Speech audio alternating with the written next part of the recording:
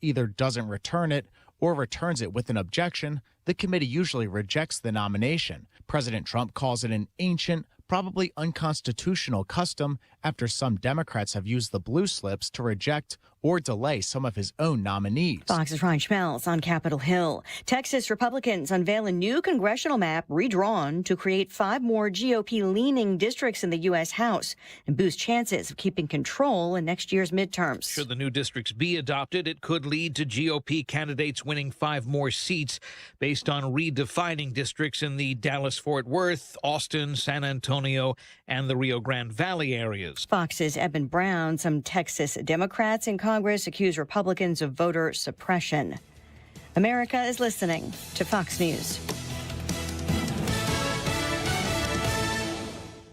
Wesley Financial Group is not a law firm. Hi, I'm Chuck McDowell, the timeshare cancellation guy. In 2011, I founded Wesley Financial Group with one goal in mind: to help honest folks out of their timeshares permanently. Today, I run Wesley with my 2 sons, a real family business, treating every client and every employee like we'd want our own family treated. That philosophy has helped us grow into the largest, most trusted timeshare cancellation company in the United States. Fortune magazine even recognized us as one of the best places to work. Why? Because we genuinely care. In fact, some of our former clients were so moved by their experience working with us, they joined our team so they could help others to timeshare freedom. If you're stuck in a timeshare, give us a call. Let our family help your family. Call Wesley now for your free timeshare exit kit. 800-895-1414. That's 800-895-1414. 800-895-1414. Air Comfort Service, heating, cooling, and insulation. Weather. Still hot and humid today, but there will be some scattered showers and thunderstorms around. Some could be strong to severe. 94 for the high. Scattered showers and thunderstorms tonight. 71. Much better temperatures on Thursday. 82 for the high Thursday, but still a little unsettled with a couple of showers and thunder showers around. Friday, Saturday, and Sunday, sunshine. Wonderful. Right around 80. This is 97.1 FM Talk. Chief Meteorologist Dave Murray. You're listening to the Annie Frey Show live, sponsored by Air Comfort Service Heating, Cooling, and Insulation. Time to schedule your air conditioner service. Get not just your AC, but your entire HVAC system checked for $19 a month with the preferred partner plan, and stay cool this summer. Visit aircomfortservice.com. That is exactly what I needed to hear. Thank God someone here knows what they're talking about. That's us. That's right. Gotta love this American ride. All right, you need to take the time and get the full picture.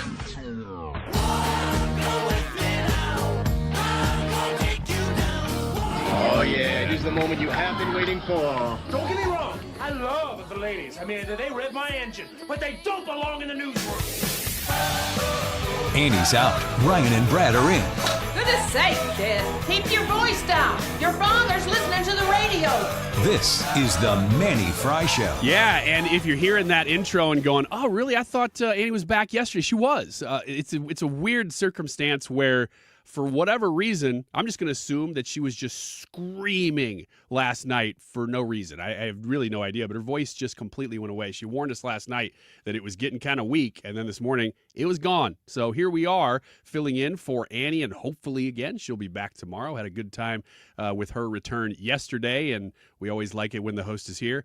Those of us who have a rhythm are very out of rhythm when the host is not here.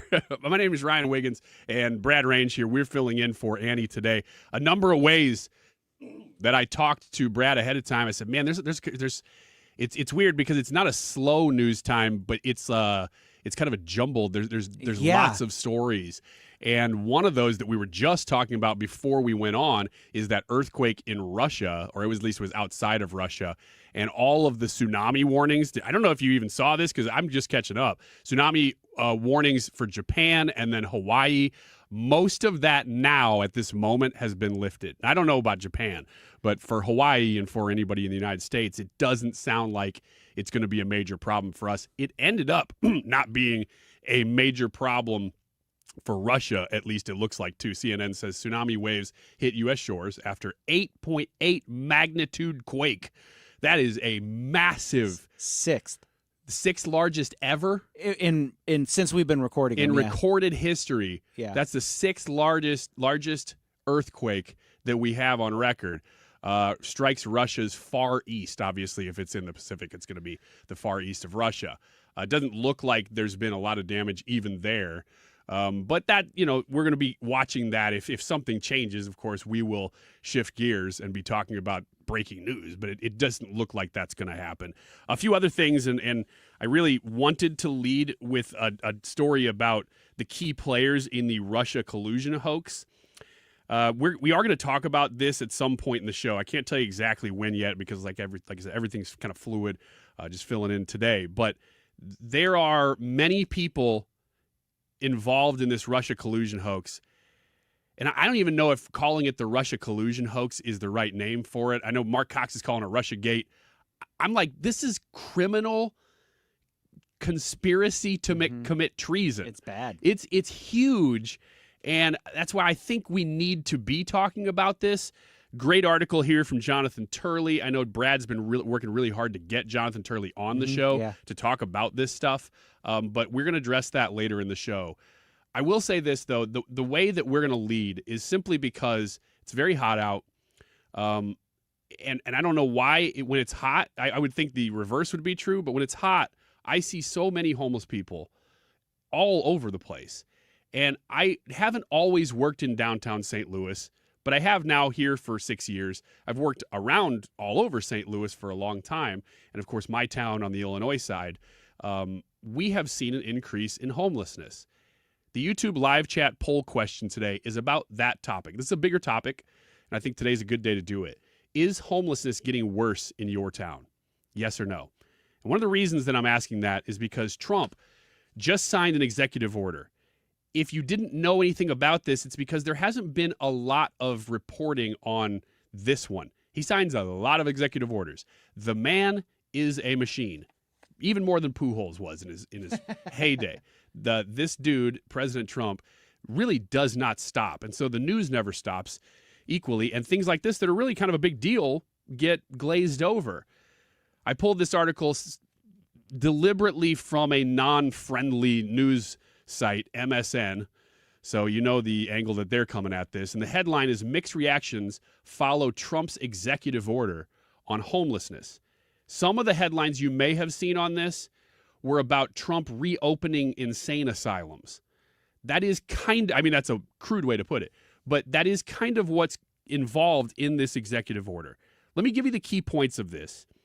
And I just want to see what you think about it. And of course, we are going to be talking about this during the show. You can comment on it, you can vote on it, but we're also going to take calls in the next segment. Not yet. I'll give you the phone number at the end of this one, and we'll take calls because I want to know how it is in your town.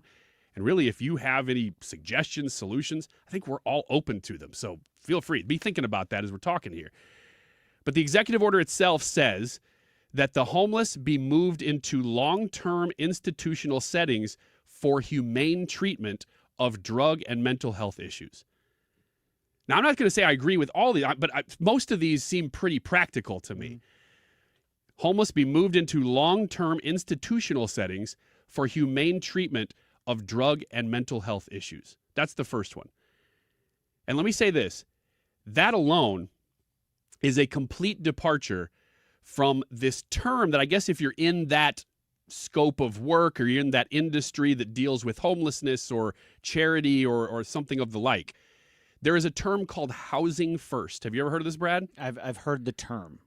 Capital H, capital F, housing first. It's a program.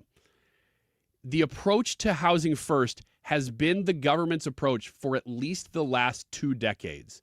So when you talk about the administrative state, this is them running things the way they want to run things, with really no direction from any president, because obviously that spans many different administrations with many different philosophies, including Trump's.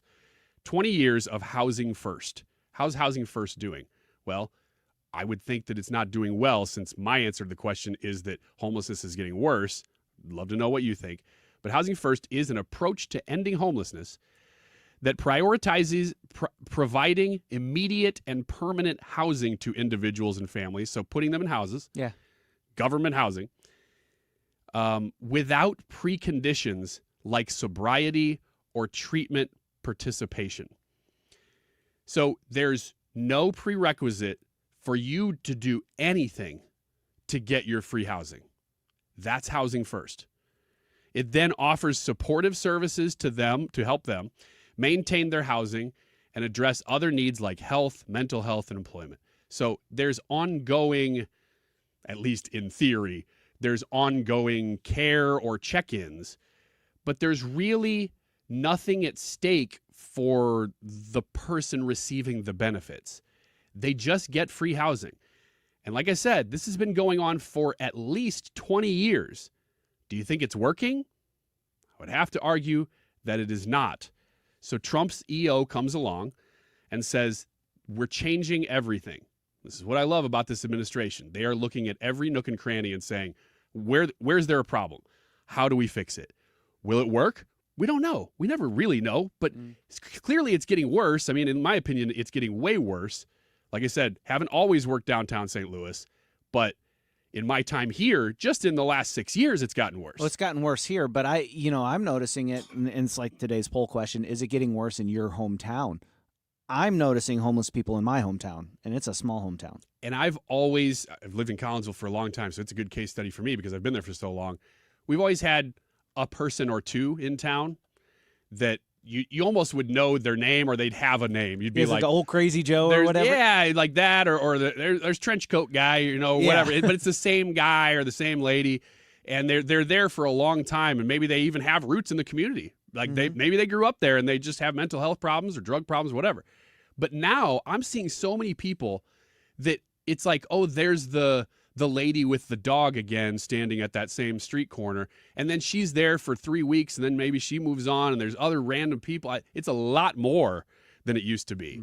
So back to this executive order, it also reasserts the right of the state, I think this is not just state like federal government, the state, to impose involuntary commitment on individuals with mental illness who pose risk to themselves or the public, or living on the streets and cannot care for themselves. The key words there, involuntary commitment. So you don't have a choice. We're going to do something about you because you're causing problems. That's what it's saying. Enforces prohibitions on open illicit drug use, urban camping and loitering, and urban squatting. So it's saying you can't do that anymore. So you can't have this big homeless encampment here off of the Stan Musial Bridge anymore. According to the federal government, as of a couple days ago, that's done. It's going to take time to implement, of course. Ends federal funding for, and this is how it enacts that, because the local government has to participate in this, obviously. Yeah. Ends federal funding for drug injection sites or programs that allow illicit drug use or provide drug paraphernalia. How much more obvious can you get? You have to do this. If you are a government using taxpayer dollars to give crack pipes or needles to drug addicts, what the hell is wrong with you? What are you thinking? That is not even close to compassionate. Right. It's clothed in compassion, but I don't even think the heart of that is compassionate at all. This is like, again, this word flies around. I see it on the internet, toxic empathy. Yes. That's exactly what that is. You are empathetic to the point that whatever you're allowing these people you're empathetic toward to do is harmful to them and those around them. You're a drug addict. Here, why don't we give you a bunch of free needles? Well, yeah, it's like you're a drug addict. You're feeling bad. I'm not going to be able to stop you from doing drugs. So what I'm going to do is give you a way to do those drugs so that you maybe don't get a disease from a dirty needle. I mean, it's insane. It requires nothing. It is not even attempting to change a person's life. It's an enabling behavior. This EO, again, prohibits funding to go to programs that provide housing assistance without mandated participation in mental health or substance use treatment. That is very important, very key, because that's the funding right there. It prohibits funding to go to programs that provide housing assistance without mandated participation in mental health or substance use treatment. You have to be working toward getting out of your situation, or you will not be a part of the program. So that guts Housing First. Exactly, which is why I explained what Housing First is, because this is coming out and saying that's over. That era is done. It prevents sex offenders from receiving homelessness assistance, from being housed with children, and permits age or gender-specific housing. So all of these things, the only one in there that's the involuntary one is, I would say that's the most controversial, to say, look, if you are a public threat, we're going to put you in an insane asylum is basically what that's saying, and reopening places like that. This is a tough approach. This is not the classic liberal, hey, we're just going to give you free stuff approach to homelessness anymore. This is changing. Will it change your community? Will it change St. Louis?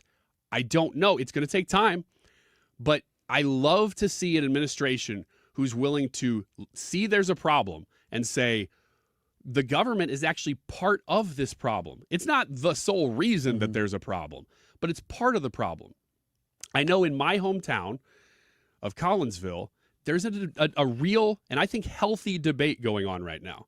That's why I'm talking about this with you, because I think this is something that every community is dealing with. And I want to know, A, with the poll, is it getting worse in your town? And B, what are your solutions? Because the grapple that's happening around me is, and you can definitely see which side's which here. I wouldn't even have to explain which side's which. But one side is saying, we really, in extreme weather, like heat right now, or cold in the winter, we need to have places where homeless people can go warm up or cool down so that they're not dying or whatever, And we need to have soup kitchens. We need to have places that we can help the homeless. That is a very classic approach to this problem that I think we as a nation all for a long time said, well, that sounds fine. But the problem is getting worse. So why would you continue to do the same thing? And here's where we're grappling in my town that I've heard other people on the other side of the aisle, again, I'm not even going to attach an R or a D to it, say, I hear what you're saying. I hear that there is probably genuine compassion in what you're trying to do. I don't fault you for that, but consider the outcome of the actions. The more we open warming and cooling centers and places where people can come and just constantly be getting free meals, what do you think's going to happen? More and more people are going to come to those places and then hang out around those places, and you're just attracting people to these spots. Do you want that for your community? Most people are saying no. And that's kind of the opposite of where America typically has been, because we're a very compassionate people. We look at those situations. You probably listening, you see these people and you go, dang it, I wish I could do something about it, but we don't know exactly what it is. I think Trump is trying to address this from a big federal level and saying some of the problem is that we're funding the enabling of some of this. I'm under no delusion that everything is going to be fixed quickly, but maybe some of this can be fixed with things like this, just with policies and pushing bad policies from cities in particular to change. So we're opening the show by asking you that question. The YouTube live chat poll, is homelessness getting worse in your town? Yes or no?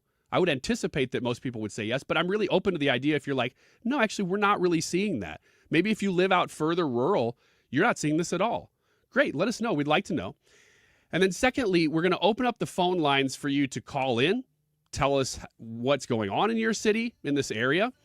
And also, if you think there is a practical solution, maybe the idea you have won't solve everything, but you're like, here's just a thing we probably could do.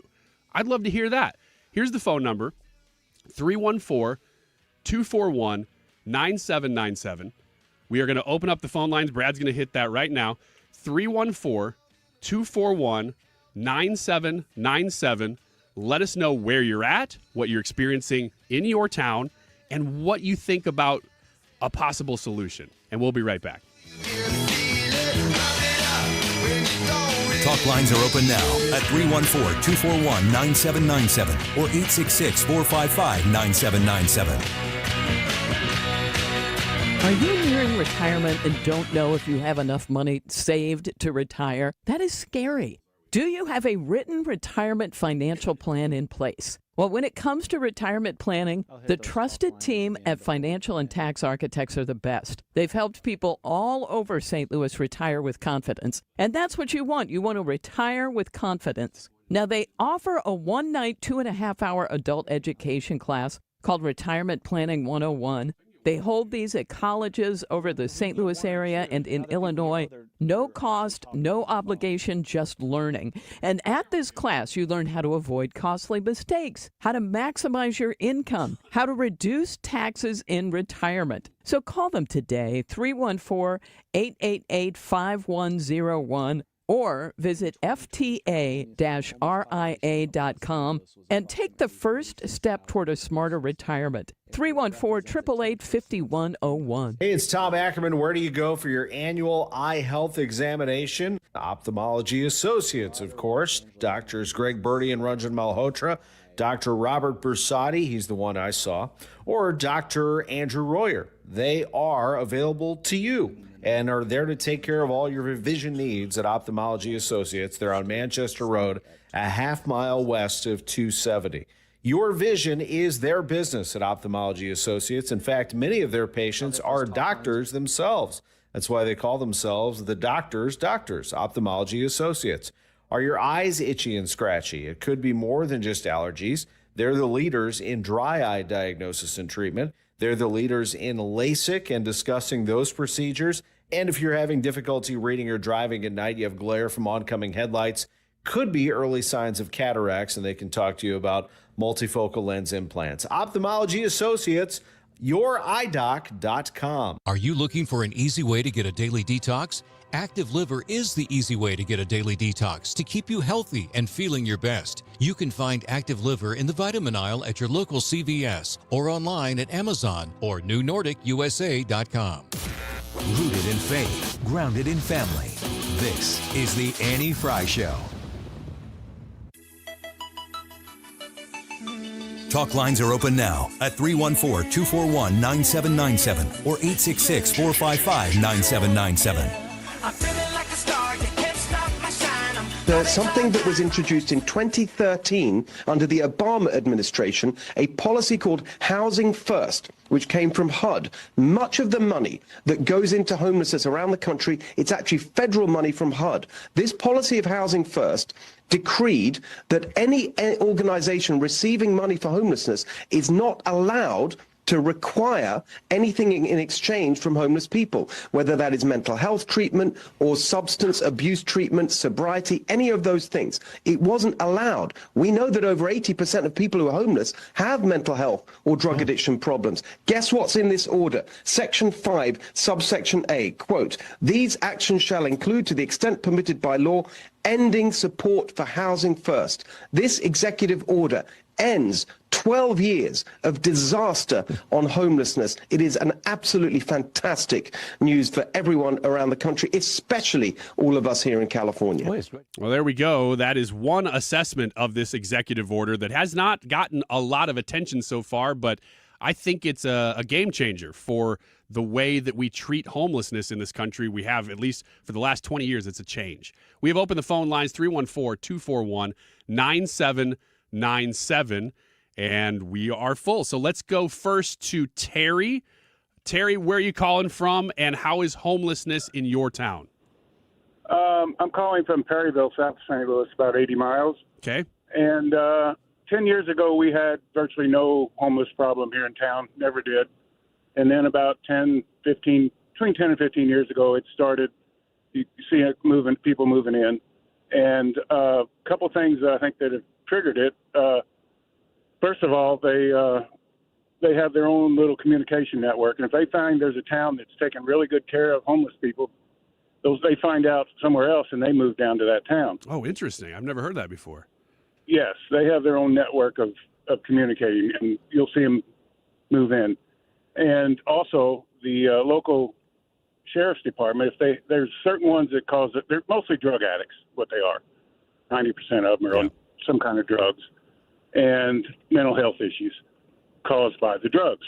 But the local sheriff's department, the same ones are the troublemakers all the time. So they know who they are, just like in the city, they know who the troublemakers are and criminals. But what they'll do is they'll load them up and haul them to the next county line to get rid of them. And then that county will do the same thing. It'll haul them back or to the next county, and they just keep shuffling them around like that. Yeah, I've heard of that before, Terry. You're not the only one who's said that. But I guess what I'm asking is, how is Perryville handling? Is that how Perryville is handling it? And what do you think should be done? Are they not doing anything that they should be? I'm not familiar with a whole lot of what they're doing. I don't know that they may have some shelters in town. I haven't really looked into that they go to, but I know a lot of them. And this time they live out in the woods somewhere, or next to a lot of the along the interstate to the convenience stores, stuff like that. Because that's where they go to use bathrooms if they do, or get stuff, play the video games and the gambling stuff. And but I don't know what the county's really doing. I don't know of anything really to help them other than the churches or local places like that. But most of these people will not go to those places. That's not what they're looking for. They're not looking for any accountability. No, they want don't want drugs change. is all they really want. They want the drugs and then do what they've been doing. And it's got to start with mental health. And I think a part of the problem is they started closing these institutions that used to care for these people back in the 80s. And now there's hardly any places around to take them. Terry, the drugs flowing in this country are the start of it all. It's where it starts with drugs. You're exactly right, Terry. It really is a drug issue. Real quick story. When I visited Japan, there were a few homeless people, but you're talking about. I looked it up. A statistically insignificant amount of their population is homeless. And part of the reason is that they just don't have a drug issue there. They just don't. So it's not impossible to find anybody homeless in Japan. But you're talking about literally the biggest city in the world, and I almost saw no homeless people. It's very much tied to drugs. Let's talk to Colin. Colin, where are you calling from, and how is homelessness in your town? Brian, how you doing? Can you hear me all right? I can. How are you? I'm doing fine. Tell everybody I said hi. I used to be your security guard down there. Colin, you're the security guard from the front desk from a while ago. Hello. Yeah. Tell everybody I said hi. I will. Hey, my last year as a deputy in Jefferson County, I served 20 years in the city, and I went to Jefferson County. I was out there 5 years. My last year, I was in a homeless outreach as a deputy, and we found out of the 150 people that we contacted in that year, and we did all the keeping track of them and all that, where they're at, we only have one person that said, I don't like this. I need help. A church, we talked to a church. The church paid her rent for a year in an apartment, and her and her son moved into that apartment, and the last I heard, she's doing great. The other 149, if you ask them, hey, what can we do? Nothing. We don't want no help. No, they mental health and drugs. That's all. That's what this whole thing is about right now. Yeah. And the problem with that is, here we had to have MoDOT come in for a guy that was living under a bridge at Merrimack in Arnold. He was living under that bridge there, and we gave him a week's notice. We said, dude, we're going to come and we're going to clear this out. You can't live under this bridge anymore, because up in Kansas City, somebody died under a bridge due to a fire. So they gave us this ordinance. They said the guy can't be here anymore. Fine. We gave him a week. We went there that day. The guy was yelling at us, screaming at us from far away. And it took 2 dump trucks to clear all his stuff out of there. Wow. Now, I'm not embellishing. I have no reason to. I'm telling you, this is a problem. Working down here at 9th and Locust, we had an individual who overdosed at 11 o'clock in the morning. We gave him Narcan. He got up and took off running, ran away. And at 3:30 later that day, he was down the street, and he overdosed again, and EMS had to come and pick him up. And Colin, I'm assuming that you heard a little bit of me reading Trump's executive order. What the theme we're finding is, a lot of these people really don't want to change. They don't want help. So do you think an executive order like this that forces certain behavioral changes to receive benefits, do you think that will have an impact? Yeah, I think a lot of these people need to be put in mental institutions, because that's where it starts, in the drugs. And, let's get them clean, show them there's a better way to live than that. Yeah. I mean, what they do to these properties is disgusting. I mean, Colin, what you're saying is not a discompassionate take on this. I mean, it's actually trying to help solve the problem. So thanks for what you have done, and thanks for calling in. It's good to talk to you again.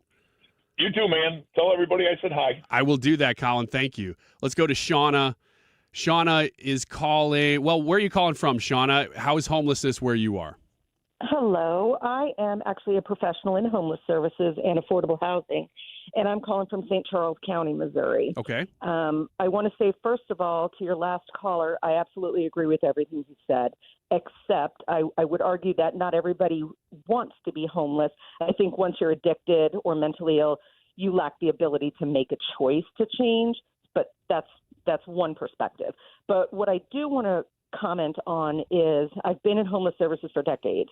So I was coming up just as the Reagan years were ending and everybody was deinstitutionalized. The next kind of hot button topic that HUD put out there was we have to climb a ladder. You have to start in a shelter, then go to a transitional program. And if you're lucky enough, you'll get some housing. And then that didn't work. Housing First comes along, and I, of course, heard everything you said about that. Everything you said about Housing First is spot on. It is not working. Okay. But what I want to comment on is family homelessness. So what homelessness looks like in a major urban area is very different than what homelessness looks like in St. Charles County or a more suburban or rural area. And so out here, our homeless are typically single moms with children. And there aren't typically, you're not seeing all of the addiction, you're not seeing all of the mental health.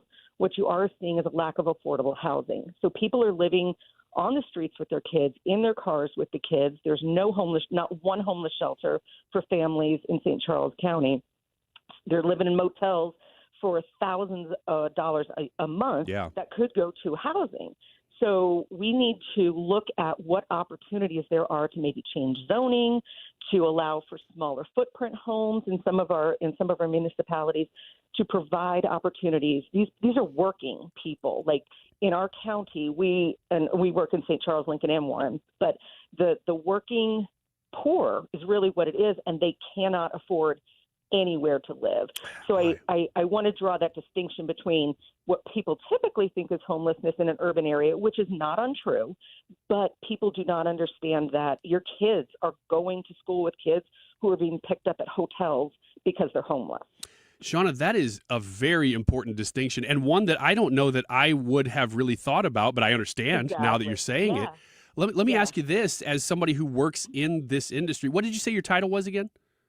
I actually work for Habitat for Humanity in St. Charles County, and so I'm on a really fantastic path where we are providing affordable homeownership for folks, so I'm really excited about that. But previously, the last 20, almost 25 years, I've been a director of homeless shelters in various areas of the country. Okay, so you know what's going on. I mean, you're the expert we should be calling about this issue. So let me ask you this, Shauna. Of the people that you see, and you've seen for years now, what percentage of them would you say are this, this kind of like traditional view of, gosh, we just want to help this person because they need a leg up, versus what we're describing as more downtown homelessness, which is mental health, drug abuse? How many of what percentage of homeless people are that category that you're talking about? They really just need a little help. I think I can't speak to percentages because it varies depending on your community and what supports are available. But what I can say is traditionally, in my experience, it's the suburban and urban homeless who don't want to be seen. They need help. They may even ask for help, but the help doesn't exist, right? So they're going to the food pantries, but then they're doubling up or splitting their kids up. They're sending their kids to different homes to sleep so they have a safe place to sleep at night, but then the family is split up.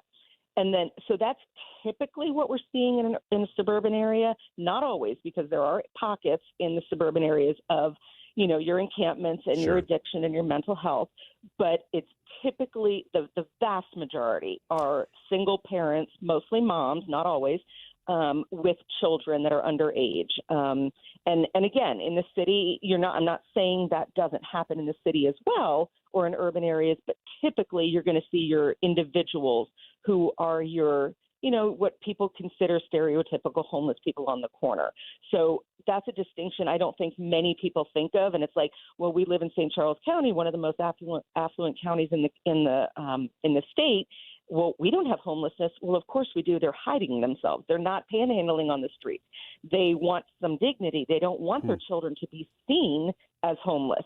So the moms or dads or whomever, the caregivers, are out there trying to piece together random jobs to do their best to be able to afford to put food on the table or, a roof over their head. I will say one thing. I think the school districts out here, there's a whole other law about that, McKinney-Bento Act, but provides protections for children who are homeless so that they don't have to move around as much in terms of education. So they have a little bit of continuity. But our school districts out here do a fantastic job of advocating for their families that are homeless. Shauna, I'm going to ask you something here. You don't have to do this, but I have more questions, a couple more questions for you. But we have to take a break. Can you stay through the break, and I can ask you a couple more on the other side? Sure. If you can't, it's okay. I understand that you were just calling in and you're not trying to take up your whole day here. But nope, it's something I'm passionate about, and it's the work I do. Well, okay. Well, then let's take a short break, and I'll come back, ask a couple more questions of Shauna, Kevin, anybody else who's on the line. We'll get to you guys before we have to break again. Short break here. We'll be right back with more on The Annie Frey Show. With the heat we have here in St. Louis, just a note, most air conditioners aren't set or able to handle 100 degrees without running constantly. So before you freak out and think your air conditioner is bad, here's a few tips. If you don't have ceiling fans in your bedrooms, you can get pedestal fans and put them in your room. Keep those running all the time. On a second-story house, put one pedestal fan on top of your steps and blow it into the foyer area up high so it's cooling the heat as it's coming up and circulating the air. If you have an attic fan, simple, quick fix, plastic bag, cut it up, and duct tape, because what's happening is it's sucking in all your attic air and the heat and humidity from the outside. Try those things before you call anybody or you call me. But if you did that, please call me, Bart Inman, 314-293-2600. Remember, 0% financing is available for most up to 60 months.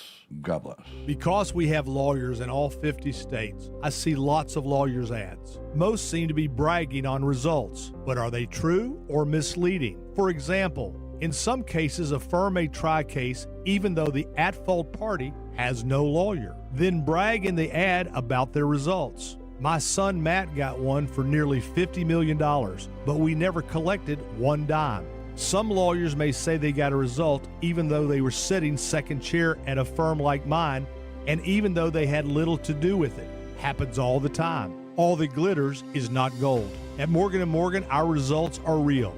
Visit forthepeople.com and go to Settlements and Verdicts to see for yourself what your case may be worth before you hire a law firm. Do your homework. Fact check. It's easy and too important not to.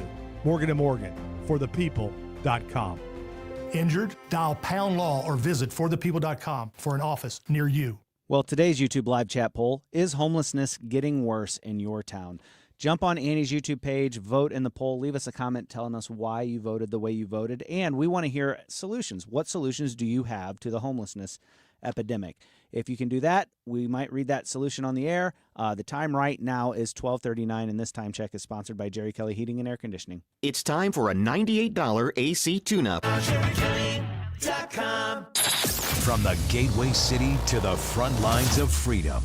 97.1 FM Talk. St. Louis Conservative.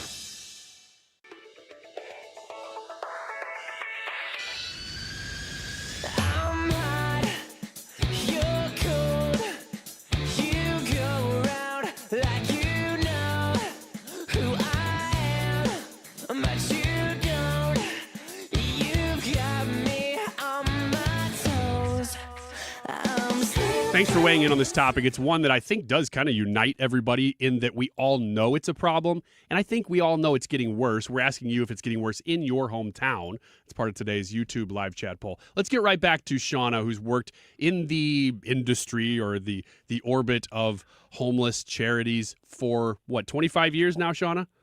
Yes. So, look, I wanted to ask you this because you're coming at this from a different perspective than I really had heard much of, and that is from the suburban perspective of homelessness growing even in the suburbs. Are you seeing it grow? I should ask you that. Oh, yes, absolutely, especially since housing costs have risen so much over the past years. So housing costs in terms of affordability and home ownership has risen, but also all of these apartments that are being built are all high end. There is nothing built for a middle class, truly middle class or lower middle class family. So, I could get you statistics. I don't have them in my brain right this second, but we have all the statistics to show what the average rent is, what the average home costs, what an entry level home would be. And yeah, absolutely. There's nothing affordable whatsoever. I mean, that makes perfect sense. High-end. Yeah, of course. Of course this would happen. We've talked about this issue before. It's just better to hear from somebody like you who's there actually counseling people, talking to people, trying to help them. And that's why I wanted to have you come back for this one more question.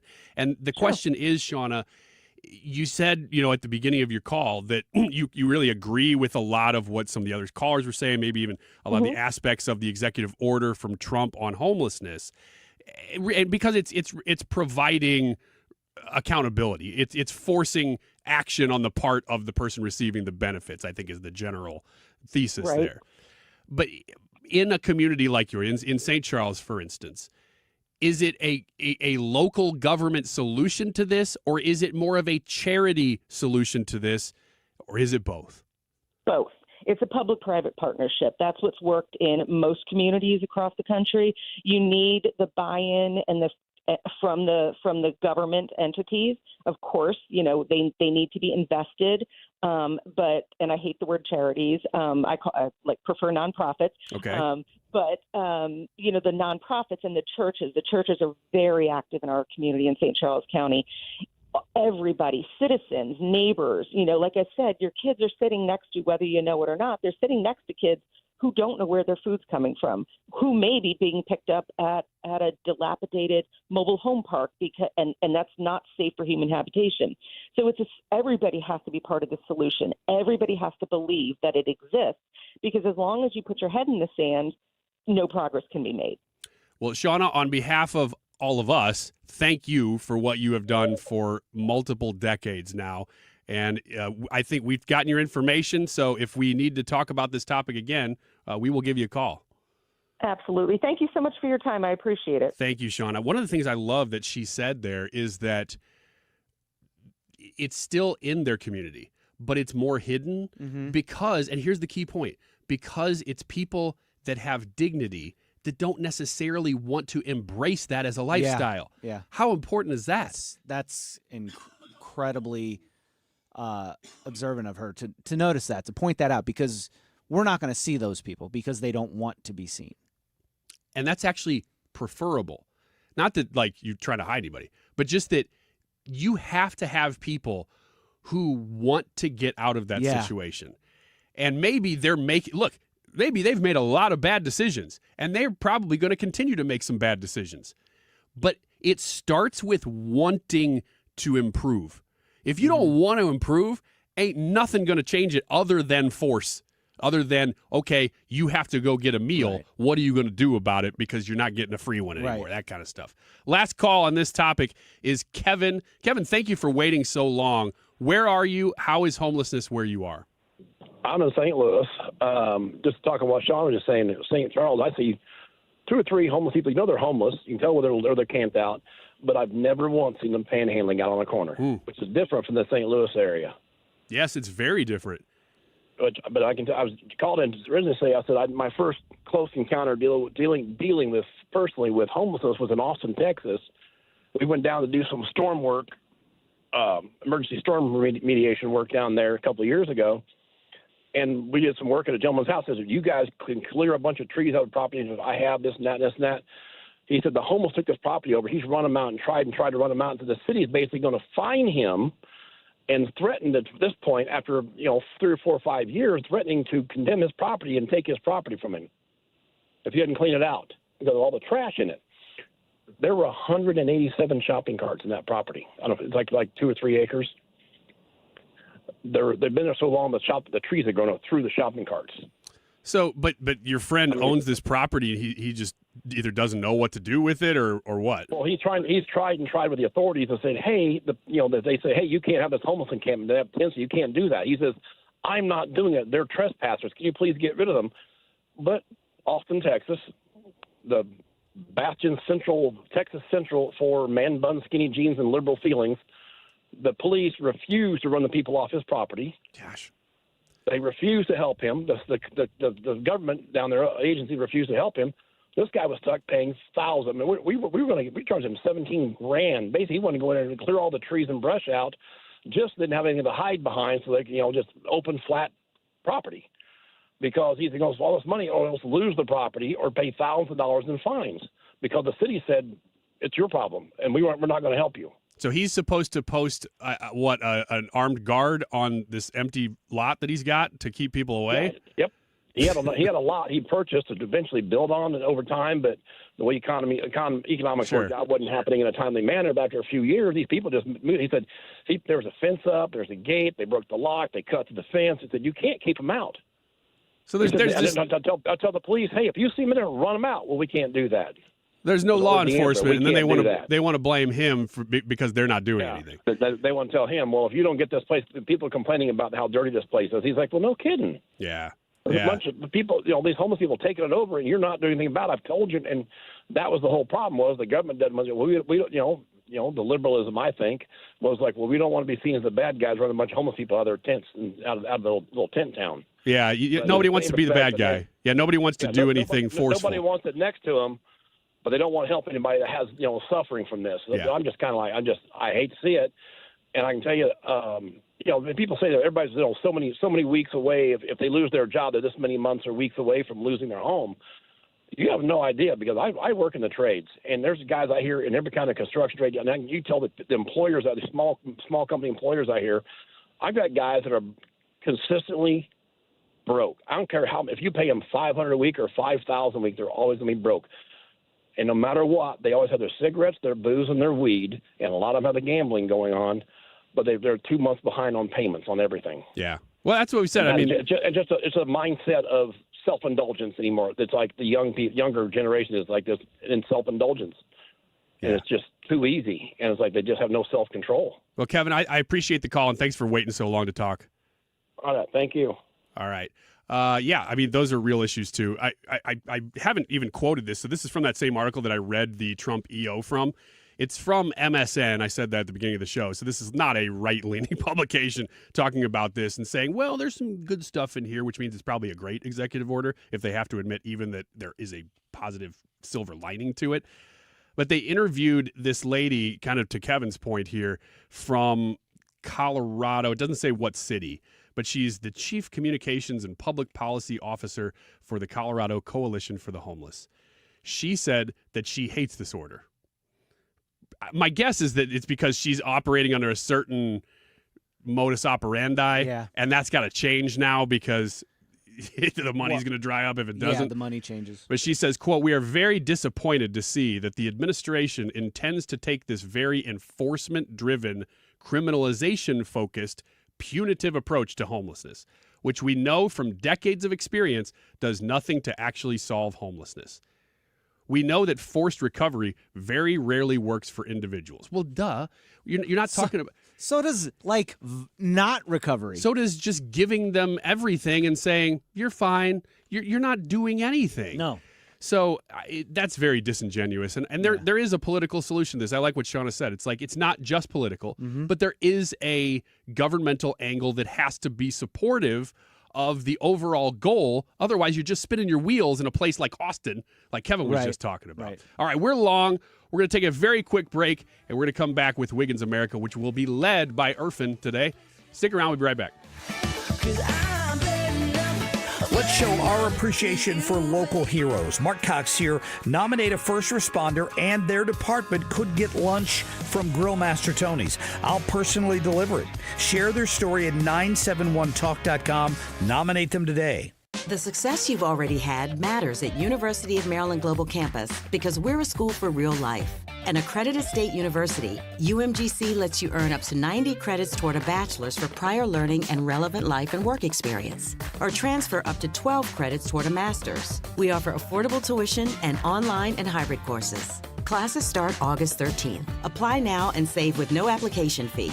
Learn more at umgc.edu. Certified to operate in Virginia by Chev. You're listening to Leaf Filter Radio, and the guru of gutter protection himself, Chris Coonahan, is here to take your most pressing leaf-related questions. Hey, everybody, Chris here. I understand we have Ron on the line. Ron, where are you calling from?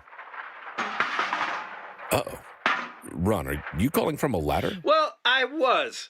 I wanted to ask Chris what I need to do to get my gutters ready to have leaf filter installed. Oh, Ron, you don't have to do anything. A Leaf Filter Trusted Pro will come out and clean out your gutters, realign and seal your gutters, and install Leaf Filter, America's #1 gutter protection system. So I didn't need to get on this ladder? Ron, Leaf Filter Trusted Pros are in your neighborhood and ready to help. Just visit leaffilter.com/radio to schedule your free gutter inspection and get up to 30% off. Thank goodness. What was that site? That's leaffilter.com/radio for your free gutter inspection today. See representative for warranty details. Promotion is 20% off plus a 10% senior or military discount. One discount per household. Are you tired of feeling sick and tired? I'm Dr. Nick Barnes of Health From Within Family Chiropractic. Our simple 5-step approach aligns your health naturally. We correct spinal abnormalities to maximize nerve supply, focus on pure and simple nutrition, exercise and oxygen, mindset, and minimizing toxins in your body. Transform your health today with Health From Within, conveniently located on Manchester in Rock Hill or online at healthfromwithinstl.com. Smart talk, strong values. This is the Annie Frey Show on 97.1 FM Talk.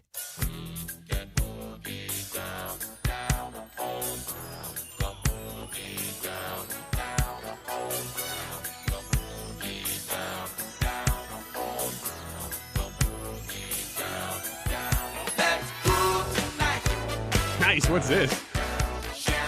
It's called Let's Groove Tonight by 1980? I don't know. Earth, Wind, and Fire. I don't really know Earth, Wind, and Fire, but anytime I hear it, I'm like, all right. This one in September, my one. Johnny's commenting on my shirt. Man, nice eye, dude. My shirt is from Colonial Williamsburg. It's from a particular bar in Colonial Williamsburg. And he goes, best time to go to Chowning's is after 9 p.m. The whole place plays old colonial games and music. Yeah, Johnny is from Virginia. Oh, okay. Hi, Johnny. Well, you would know better than me. I was just there as a visitor. 1981. 1981. You were so close. Come on, come on. All right, let's do Wiggins America. Wiggins! Oh, Wiggins! Not Wiggins America. Ethan's America.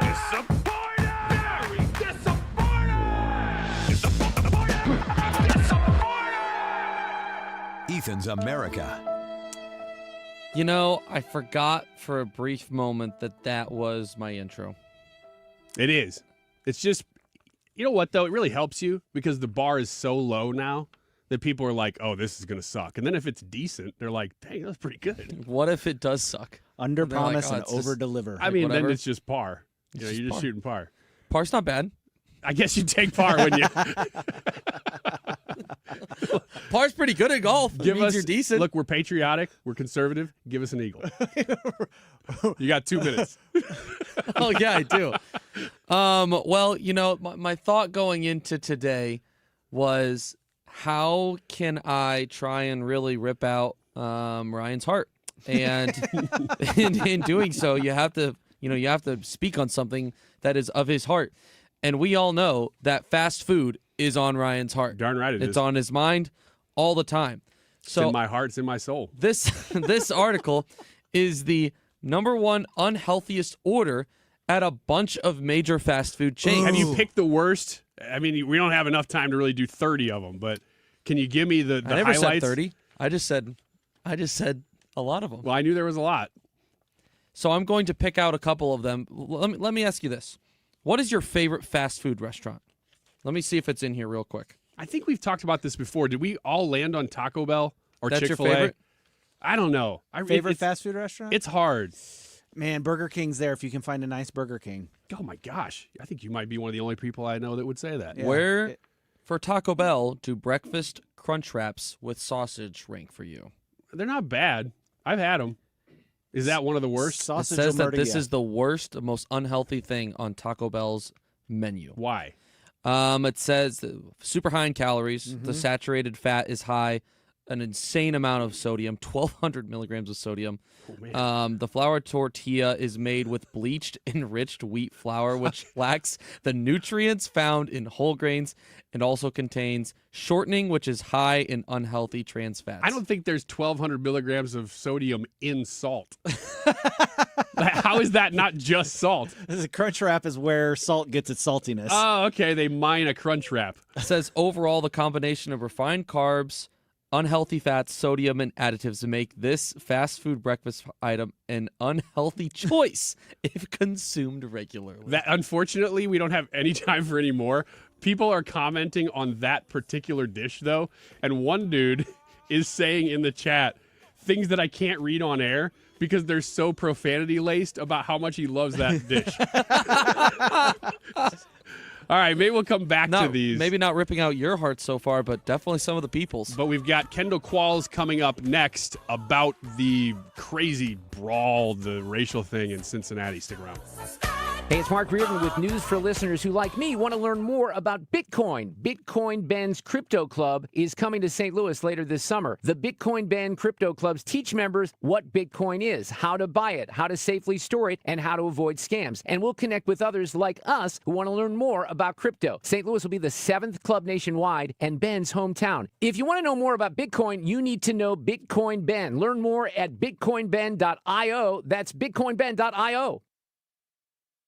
What's the most important thing when it comes to getting your roof replaced? Honesty, because honestly, most of us don't know what it takes to replace a roof. Mark Cox here from my friends at Correll Roofing Company. Curtis Correll is a friend of mine. I've known him for many years. And when he came to my house to look at my roof, he brought back pictures and showed me where the damage was from the hail. He worked with my insurance adjuster. He made sure I understood exactly what they would be replacing on my roof. Are they putting down felt? Are they replacing any wood? What quality of shingle are you getting on your roof?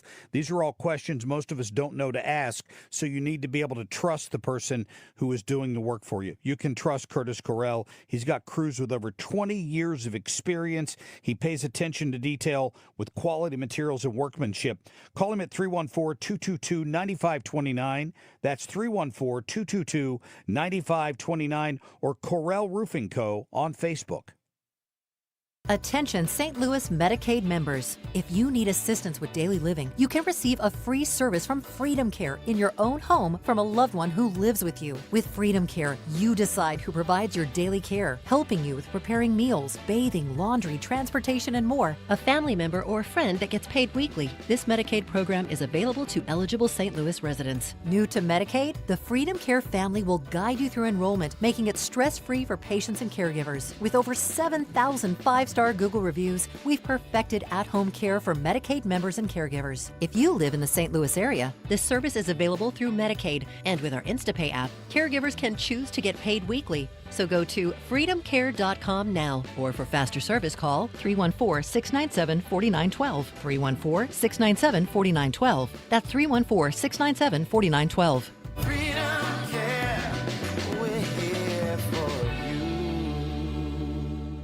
Mark Cox here. Let me introduce you to my friends at the Lit Cigar Lounge in St. Louis, where luxury meets comfort. Premium hand-rolled cigars, an extensive selection of rare bourbons and whiskeys and craft cocktails. It's comfortable for non-smokers, too. They have a state-of-the-art ventilation system. They have private lockers and live music every Friday night, perfect for date nights or business meetings or just winding down. Visit litstl.com. KFTK FM Florissant from the Kaufman Townsley St. Louis's Injury Lawyers Studio. Call 314-500-5000. That's 314-500-5000. All on the free Odyssey app. A beautiful day in economic data land. Lisa Brady, Fox News. That's how one White House official describes the latest report on the U.S. economy, growing at 3% in the second quarter, a stronger rebound than expected after a first quarter contraction. Well, I think that the headline today is that we had one of the better GDP releases that we've ever seen. It was absolutely in the sweet spot of what you want to see. National Economic Council Director Kevin Hassett telling Fox. We've got $170 billion flowing in tariff revenue, which everybody said was going to make inflation take off and give us a recession, and instead we're seeing the exact opposite. The first quarter contraction was mainly blamed on a surge in imports as companies tried to get ahead of expected tariffs. President Trump making another public appeal for an interest rate cut after the GDP report, posting no inflation and emphasizing that lower rates could help home buyers. But a Fox News alert just in from the Fed, leaving interest rates alone again, unchanged. The Fed has been pausing to gauge potential tariff impacts on inflation. Well, President Trump says his August tariff deadline will not be extended as he praises the trade deals already done, including pledged investments in the U.S. But it's literally trillions of dollars ultimately being brought into our country. And it was something that had to be done. And it is being done, and it's being done properly. He says they're still negotiating with multiple countries ahead of the Friday deadline for paused reciprocal tariffs to kick in. Just getting reports the president's Mideast envoy will travel to Israel tomorrow to discuss next steps to address the situation in Gaza. Tsunami fears for the U.S. West Coast and Japan are fading after alerts and evacuations triggered by an 8.8 magnitude earthquake off Russia. Millions were told to leave coastal areas or seek higher ground. America is listening to Fox News. Wesley Financial Group is not a law firm. Hi, I'm Chuck McDowell, the timeshare cancellation guy. In 2011, I founded Wesley Financial Group with one goal in mind, to help honest folks out of their timeshares permanently. Today, I run Wesley with my two sons, a real family business, treating every client and every employee like we'd want our own family treated. That philosophy has helped us grow into the largest, most trusted timeshare cancellation company in the United States. Fortune magazine even recognized us as one of the best places to work. Why? Because we genuinely care. In fact, some of our former clients were so moved by their experience working with us, they joined our team so they could help others to timeshare freedom. If you're stuck in a timeshare, give us a call. Let our family help your family. Call Wesley now for your free timeshare exit kit. 800-895-1414. That's 800-895-1414. 800-895-1414. Air Comfort Service, heating, cooling, and insulation. Weather. Still hot and humid today, but there will be some scattered showers and thunderstorms around. Some could be strong to severe. 94 for the high. Scattered showers and thunderstorms tonight. 71. Much better temperatures on Thursday. 82 for the high Thursday, but still a little unsettled with a couple of showers and thunder showers around. Friday, Saturday, and Sunday, sunshine. Wonderful. Right around 80. This is 97.1 FM Talk. Chief Meteorologist Dave Murray.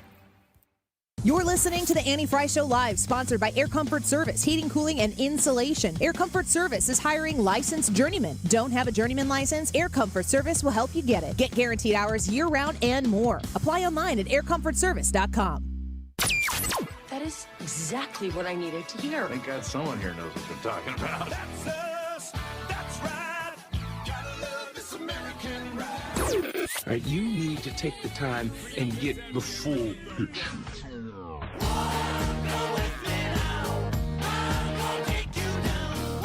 Oh, yeah, here's the moment you have been waiting for. Don't get me wrong, I love the ladies. I mean, they rev my engine, but they don't belong in the newsroom. Andy's out. Ryan and Brad are in. Goodness sake, kid. Keep your voice down. Your father's listening to the radio. This is the Mannie Frey Show. Is you had a grown man who sucker punched a middle-aged woman.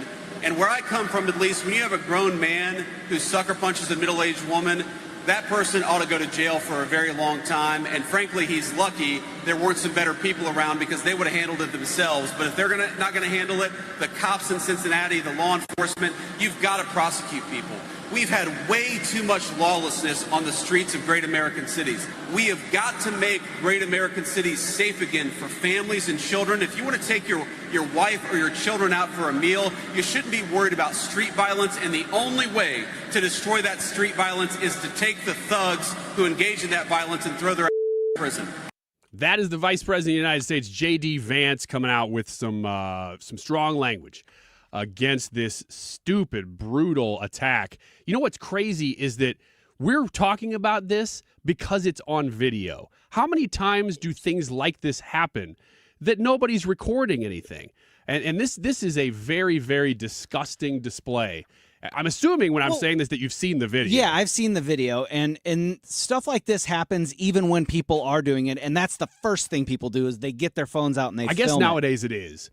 And I don't know, is that a good thing? I mean, that's almost a separate discussion. Is it good that we have people that are standing there just recording these events? In one instance, yes, because then people find out about it. But at the same time, what are you doing? Yeah, You're just standing there? But the video that I watched, the people that were filming it were cheering it on. It was Yes, that's true. It was not like, oh my gosh, are you seeing this? I think about this situation and all the things that you have to consider whenever you're in this situation, if you're going to jump in and help out, and that's if you're with your family or what your situation is as well. Another good question. If you see an event like this, like Daniel Penny, for instance, if you see something happening, what do you do? Because I understand that we can sit here behind a mic and be real bold and be like, I'd get involved. But then if you're in that situation, are you actually getting involved? Let's get to our guest. It's Kendall Qualls. He's from the Project 21. He's a Project 21 ambassador. Kendall, thanks for calling today. Thank you for having me. So let's talk about this video and, well, really the object of the video, the brutal beatdown in Cincinnati. There's racial implications here. Where do you want to start? Let's just start with just humanity standpoint. Yeah. So you see these people getting beat, and the laughing and heckling by the bystanders, it's just egregious. And I'm going to tell you, as a Black American, it's embarrassing and shameful. And I wrote an op-ed on this earlier. I said they dishonor our ancestors, and they just disrespect the sacrifices that were made for this generation to have a very different life than the previous generations, like my parents. Is this something that gets discussed in the Black community? Like, I mean, obviously I'm not Black, but is this a topic that people are like, look, when I see a video like this, I get mad too? Yeah, there is a large percentage of the Black Americans that remember when this didn't used to be the culture. Yeah. This used to be called out, but guess what? We're censored by the mainstream media. The last thing they want to hear is from responsible Black Americans that love the country, have accountability, and have a different narrative than what they're pushing in the mainstream media. Kendall, is this a symptom of a larger just sort of cultural rot? I mean, we'll take race out of it entirely. We're in a place now where, as we were just saying, you have multiple people standing around watching somebody helplessly get absolutely pummeled and just kicked in the face. And you go, oh, yeah, this is fun. I mean, that's terrible. Yeah, it is. And in fact, what we've seen is not only have this, because you're right, it's not a racial context. They've had these beatdowns like this, Black on Black crime, assaults. So from a larger context, what I'd say and what I've written is that from a cultural standpoint, we've completely collapsed. After 60 years of following this progressive leaders and progressive agenda, where the families have been destroyed, the traditional two-parent family is a shadow of what used to be. When I was a kid, 80% of Black children were born in two-parent families. 80%. Today, 80% of them are born in fatherless homes. Wow. Not divorce homes, where there was never a father there to begin with. And so what we have is no one's being raised with values, manners, a consciousness. And in fact, what they are being raised with is you're more prone to physical, sexual abuse when you don't have a father in the home. So these kids are being raised in that kind of environment, and we're seeing it play out in our culture. Well, Kendall, we know how we've gotten here, and that's through the stats you just said. The question is, where do we go from here? How do we climb back out of where we've gotten? Yeah. So look, we're leading this charge. I have an organization, right out of Minneapolis. I support Project 21, but we have a partnership, and I lead a group called Take Charge. We're going across the country and reclaiming the cultural roots of the black community of faith, family, and education. We don't need the politicians. We don't need one dime to start turning this around.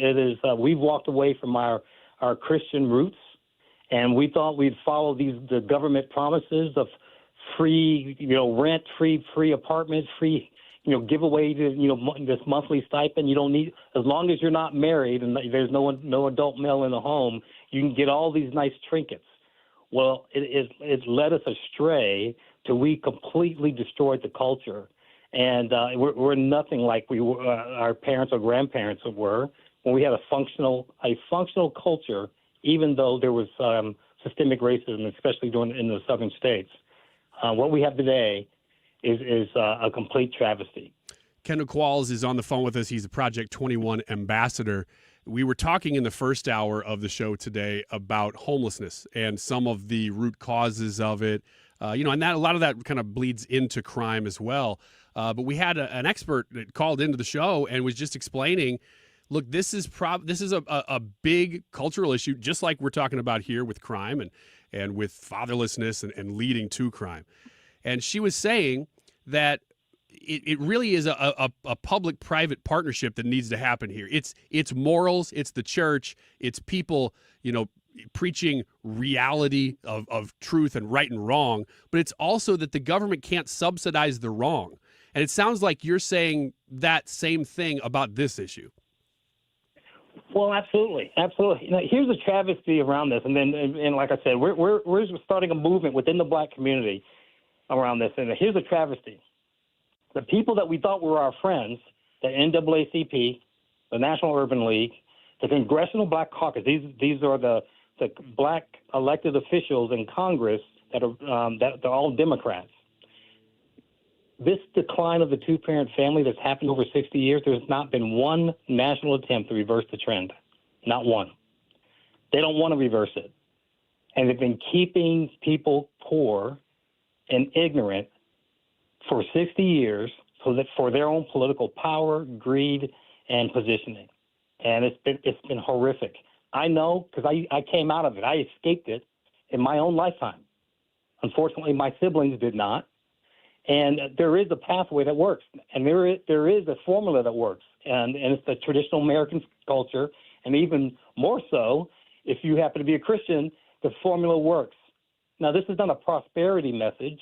It is this message of accountability, responsibility, get a good education. Like I got a public school education and some of the not so best of schools, but even back then in the 70s, I had enough public school education from inner city Harlem and in rural Oklahoma to be competitive in the workforce, and later went on to get master's degrees and all that. But the most important part of it is our kids today are not even getting the education I received from Harlem and rural Oklahoma. They're not getting that. In our state, 68% of our kids can't read at grade level. Gosh, wow, that's an incredible stat. And where do you go from there? I will ask you this final question for you, Kendall. Some of the things you see, and this is really from the top down, so it's not necessarily at the state level at this point, but from the federal government, Big Beautiful Bill, some of these spending initiatives have sought to cut down some of these people who are freeloaders, who are taking advantage of the system. And really, it creates an enabled society to be able to do these kinds of things where they don't really care because all their needs are met. There's no requirement from them to change their behavior. Do you see maybe over the next couple of years some of that funding drying up and it changing the culture even from the top down? Well, here is the scenario that needs to happen, and we've done surveys nationally, and it coincides with this. But basically, the majority of black Americans believe this, and we surveyed for 3 years in a row, that children do better off when there's a father in the home, when raised by two parents, and that the federal government should be incentivizing marriage instead of single parenthood. That's normative. That's what government should be doing. But they're doing the opposite. And that's where this whole dysfunction and everything else. We've seen 3 to 4 generations of this mess play out in our streets. And we don't have a systemic racism problem. We don't have a white privilege problem. We've got a problem where the government has been incentivizing the wrong behaviors, and we have a 2-parent problem that's happening in our country. And most Black Americans, they want that fixed. But none of the leaders in any of those organizations I mentioned, NAACP and the others, are facilitating that encouragement of return to 2-parent families, to marriage, marriage with young people, and also school choice, so these kids can get a decent education. And yet, we're called the radicals. Well, you know what? The mainstream media is complicit in this because they've been hiding this truth and perpetuating the lie. And thank God they're losing their influence. And there's other alternative forms of information sources for people to get to, just like your platform. Yeah, exactly. Kendall Qualls, Project 21 ambassador. Really appreciate your expertise and your time. Thank you. You bet. Thank you. It's good to talk about these bigger issues. I mean, we talked about at the top of the show. There's heavy news happening all the time. Yeah. And then there's sort of the systems in place that bring about the daily news. The constant drumbeats. And I feel like today without really trying to, we've kind of been talking about the underlying issues a lot more than just the headlines. We'll continue to watch those headlines. I mean, one of those is that earthquake in Russia. I've not seen really anything develop that's breaking news on this. But the tsunami evacuation orders that, if you've been following closely, were issued last night in Hawaii. Those have been lifted now. The threat to the west coast of the United States has eased. But like I said, we're going to continue to follow that to make sure nothing crazy breaks. And I think what we're going to do in the next segment is what I promised that we would eventually, and that is talk about the Russia collusion hoax, the possible criminal conspiracy to commit treason against the United States. It is nothing short of that we will be discussing next, and who it might bring down. Even if it's not Barack Obama, he may have been leading this whole thing. I mean, it looks like he was. But who will actually get caught up, and who are they going to interview? Who are they going to prosecute in this, even if it's not Obama? We'll give you the most likely names. Probably heard of some of them next. How come I never hear you say, I just want to be with you? We, without hesitation, recommend that anybody work with ThrottleNet. The experience will be as good as it's been for us, for anybody, because you'll get a true partnership and you'll be able to rest easy that you're going to get the service that you need, while they're also doing all those things that you don't want to have to think about, that you don't want to have to worry about. They're always doing that in the background for you. Don't wait for your next IT crisis. If your business depends on technology, you need a partner that's got your back. Contact ThrottleNet.com to get a free IT evaluation and see how we can support your IT everything. When's the last time you gave your home's exterior a little love? Hi, it's Kim, and if your siding is cracking, it's fading, or just doesn't stand up to our St. Louis weather, it's time to call Lakeside Renovation and Design, because they're experts in James Hardy siding, which is this durable, low-maintenance option, and it looks beautiful. Plus, you have customizable colors and textures, and so you can give your home a completely new look while protecting it for decades. Don't wait until the small problems turn into big ones. Visit lakesidearty.com to schedule your free consultation. You ask a lot of your liver, so give it the support it needs with Active Liver.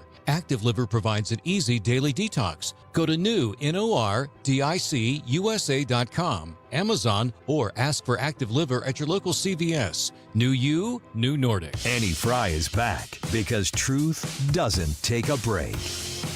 97.1 FM Talk, St. Louis Conservative.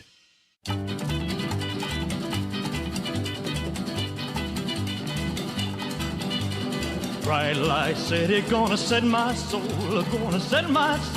on fire. Got a whole lot of money that's ready to burn, so get those stakes up higher. There's 1,000 pretty women waiting out. Brad, I'll just ask you this question straight out. How big is the Russia collusion hoax story that we're talking about pretty much every day, but it's not necessarily the headline every day? Well, if If it is what Tulsi Gabbard said it is, DNI Gabbard, if it is what she said it is, where the sitting president of the United States forced intelligence reports to be changed so that he could then craft and spin a hit piece and launch investigations into the incoming administration of, what's the word they like to use all the time? Duly elected president. Cast a shadow over his president. It was Russia. There's people in our chat still today that say he's a Russian asset because of that. Yeah, it never went away. It was a lie. None of it was true. And I hate to tell you, it worked. It worked. And that's like, so you look at this, you've got a president who does this to sabotage the other party. That's big. That could be the biggest scandal in my lifetime. Yeah, it's tough to say whether it's the big. I've heard people say this is the big. Trump will, of course, say it. This is the biggest scandal in American history.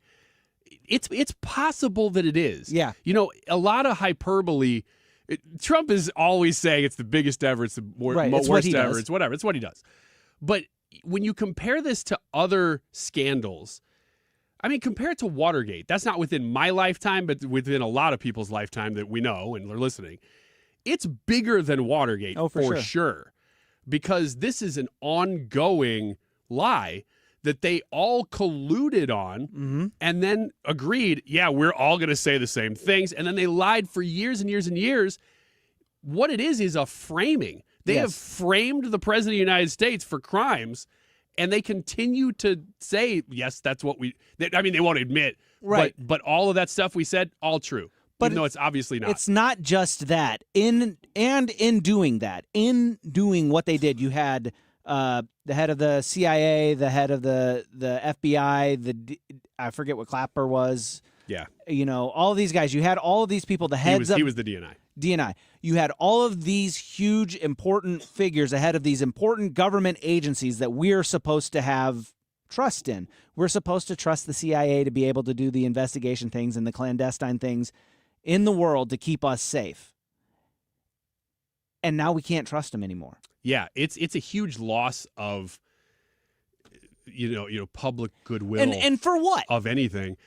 Yeah, well, to frame your enemy. I mean, it was to bring him down. It was all politics. At the end of the day, it was all politics. And that's why some legal scholars say, yes, the presidential immunity thing will apply to Obama, but the problem is if you're in a conspiracy to commit treason, that's not a political act. That is a campaign act. And what he did to Trump had nothing to do with the actual presidency. I think that'll be tough to prove. It's a tough prove. But a lot of the names you just mentioned. So this is from Jonathan Turley, who, again, Brad is on it. Trying really hard. If he's listening, please. Jonathan, you know what's crazy? Just a side point here. It amazes me as the co-host of this show how often people come on the show as guests and they go, "Oh yeah, big fan. We listen." You know, and this is Washington and New York. Yeah. You're like, how do you know about us? Yeah, Annie will say, I bet they say that to all the girls. Maybe they do. Maybe. Except that we hear behind the scenes that that's not necessarily true, that they actually do. I don't know. It's cool. Yeah. Every time it happens, I'm like, hey, all right. And Annie's like, oh, Ryan, shut up. And I'm like, no, Annie, you should acknowledge that. It's cool, man. But Jonathan Turley is a guest that it's called Brad Russia, that he is trying to get on to talk about Russia. And he wrote this article about the likely targets of this criminal prosecution that's been referred to the DOJ. And they are the names that you already know, but there's going to be a lot of names probably that you don't that'll be caught up in this net too. But the big ones are, as you said, James Comey. He's the former FBI director. And here's why these people are going to end up getting caught. Because they didn't just say these things, and we have a little paper trail here, which they absolutely do have. We've seen that now. But they also would then go under oath in some instances and definitely on TV and make statements publicly and under oath that were contrary to their private statements. Yes. And that means that they have themselves testifying against themselves in all these cases. Yeah, when you lie under oath, they have a fancy word for that, and it's called perjury. Yes, they do. James Comey, former FBI director, would use this contrived intelligence to greenlight the investigations that overwhelmed the first Trump term. The FBI was aware early that the Steele dossier was an unreliable political hit job funded by Clinton. So they knew that their political ally funded research, took it knowing that it was bad, used it anyway to frame their political opponent. Moreover, the CIA told the FBI that Trump associate Carter Page was a U.S. intelligence asset, not a Russian spy. The FBI, it's so weird, all these random names that you're like, oh yeah. The FBI ignored such countervailing intelligence, violated protocols, and lied to a federal court. Here's where it gets dicey, because here's where they can actually trap them. They lied to a federal court to maintain the Russian investigation. They have the paper trail on these things now. So James Comey is likely going down for this. Andrew McCabe, former acting FBI director, now a CNN contributor. Shocker. Was fired after career Justice Department officials found that the former acting FBI director not only lied to investigators, but deserved to be fired. That recommendation was reportedly embraced by career officials in the Inspector General's office. He was accused of lying 4 times, including, again, I'm like, asterisk this part right here, including twice under oath. Let me flip backward here because the charges kind of go up from here. James Clapper, former director of national intelligence. He recently has been doing the news rounds because he's like, hey, everybody, look at me. I'm friendly. I'm a nice guy, right? But he's also like, I've already lawyered up. Yes, he has. James Clapper, former DNI under Obama, this would be Tulsi Gabbard's role now, is expecting the worst and said that he has lawyered up. Exactly what you just said.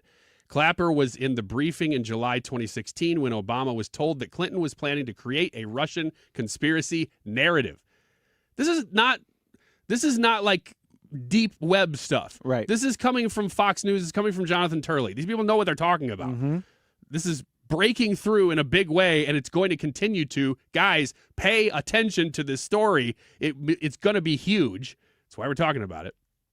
But in November 2016, Clapper received an assessment from the intelligence community that Russia was, quote, probably not trying to influence the election by using cyber means. He also received talking points from staff on December 7th, 2016, that said, quote, foreign adversaries did not use cyber attacks on election infrastructure to alter the U.S. presidential outcome. And of course, we all know what happened after that. They said, you know what we're going to do is say the exact opposite of that publicly, and we're going to use our office, the authority behind it, to give it credence. That's disgusting. Last but not least, John Brennan. This guy is like Limburger cheese, man. Former CIA director. Brennan is arguably the most at risk in the new disclosures, which appear to contradict his prior testimony before Congress.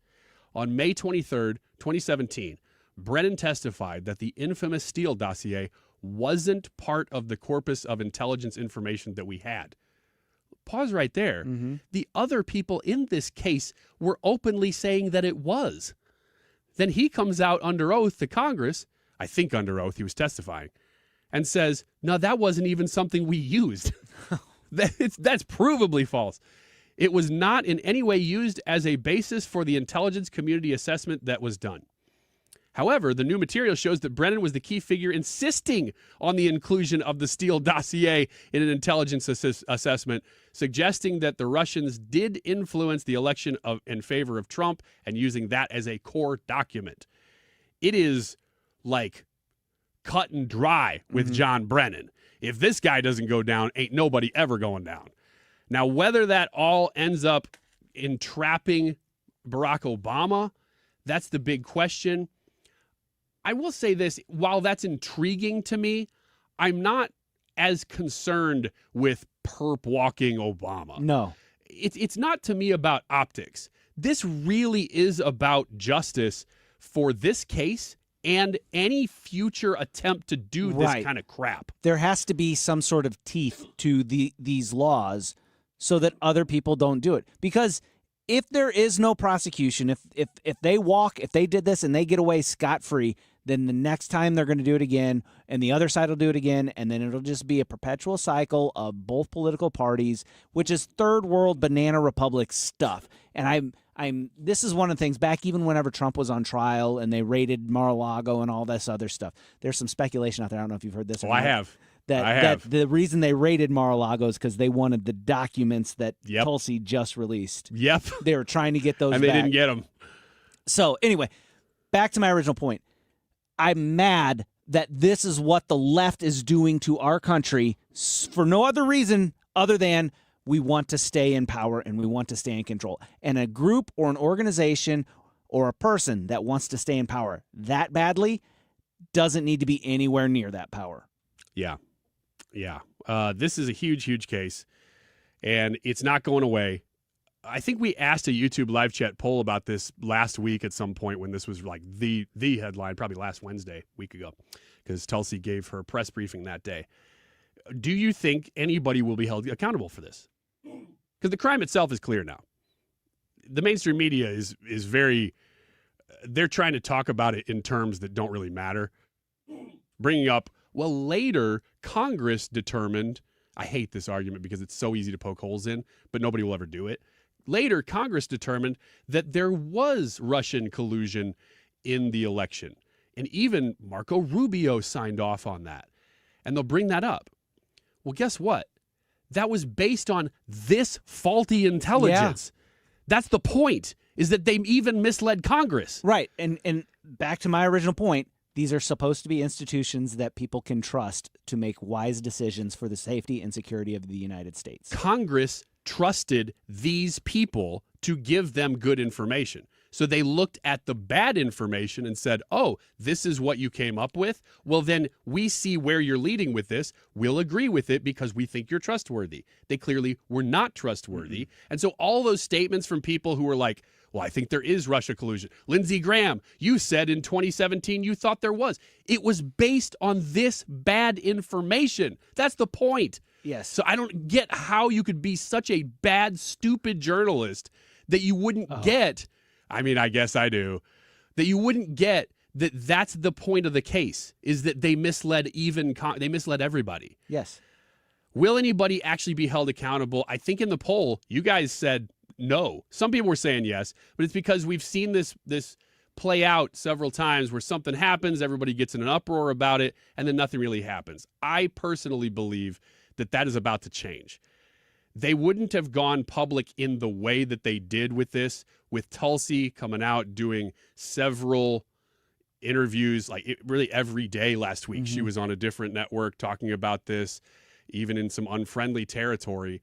I don't think that they would roll out their media on it without knowing what the plan was. Yeah. I may be wrong, but I just think that even they know that everybody's tired of no accountability for crimes and that they know that they're going to do something different this time. That's my opinion. Today's YouTube live chat poll, a little bit different, is homelessness getting worse in your town? We have discussed this primarily in the first hour where we took calls. If you missed that, I really encourage you to get the podcast. It's a really good discussion. A lot of people calling in, talking about their town.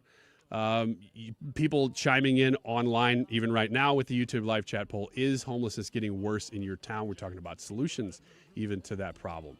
Let us know what you think. We'll be right back. Deal. All you need is a strong heart and a nerve of steel.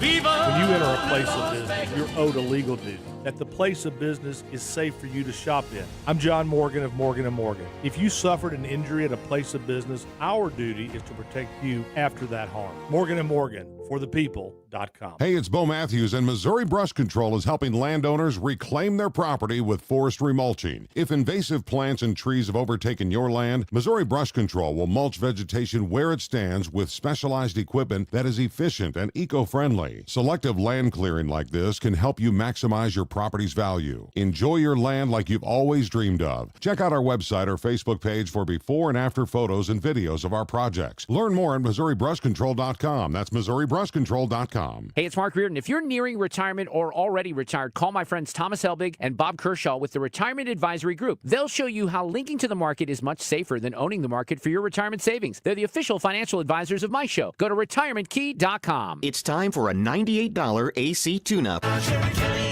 Born in the Midwest, built on common sense. 97.1 FM Talk. St. Louis conservative.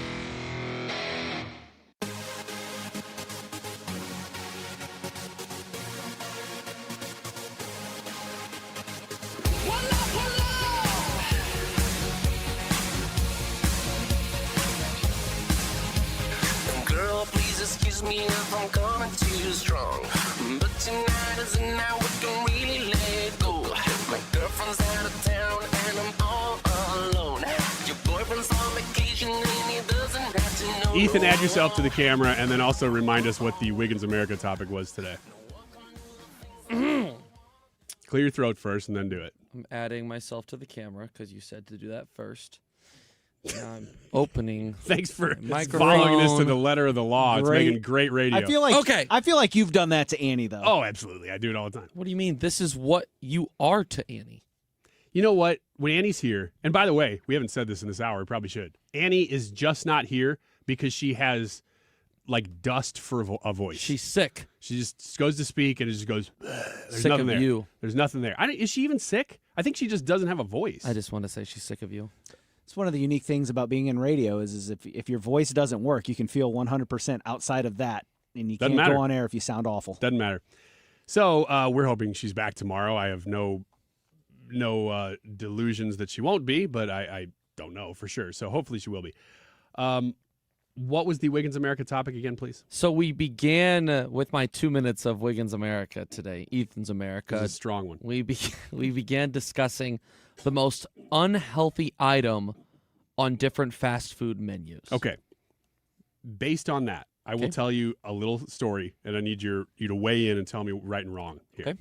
Today, on my way in, Annie called this morning. She said last night, my voice is getting a little gravelly, so just be aware, but she was still planning on being here.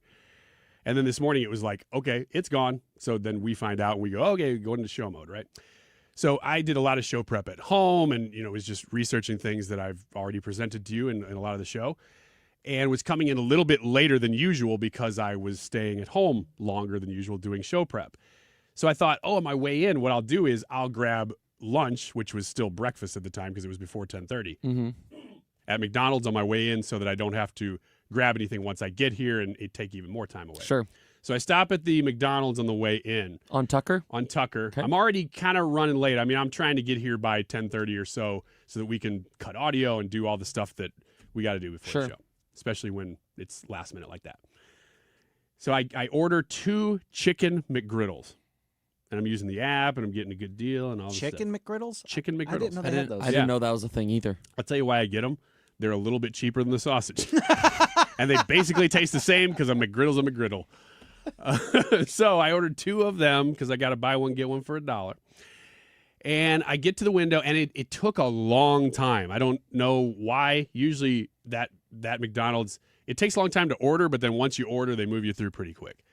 This time, I ordered quick, and then I just kind of waited. It took like 10 minutes or so, which at McDonald's feels like a long time. And you were at the window, or you were just in line still? I was in line for a lot of that. Got it. I don't think they were doing anything wrong. It was just moving slow. Moving slow. Okay. And I'm not even calling them out for that. I'm just saying it was delaying me further from getting here, which I was like, come on, let's go. Mm-hmm. So I get my meal, and I start to drive away. I get almost onto the road, and I pick up my bag, and I'm like, that feels heavier than 2 chicken McGriddles. So I get kind of onto the side road, pulling out onto Tucker, and I reach my hand in. I feel like, that's a sandwich. There's 2 sandwiches in there. Wait a minute. There's also 2 burritos or something in here. So then I'm like, did they just give me too much? If so, no big deal. They don't care.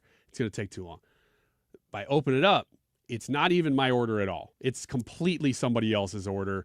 It's a bacon, cheese, sausage, biscuit with something else and 2 burritos or snack wraps. This story is off to it took a turn in a good direction so far. Oh, it's benefited me. Okay. I didn't get what I wanted, which was McGriddles, but I still got more food than I was anticipating. So you got the wrong order? I got somebody else's order. So you got 2 burritos and 2 of these bacon, cheese, sausage, biscuits. Yeah, something like that. Wow. Which I'm not opposed to. Bang for your buck. I'm not against the bacon cheese sandwich, but that's not what I ordered.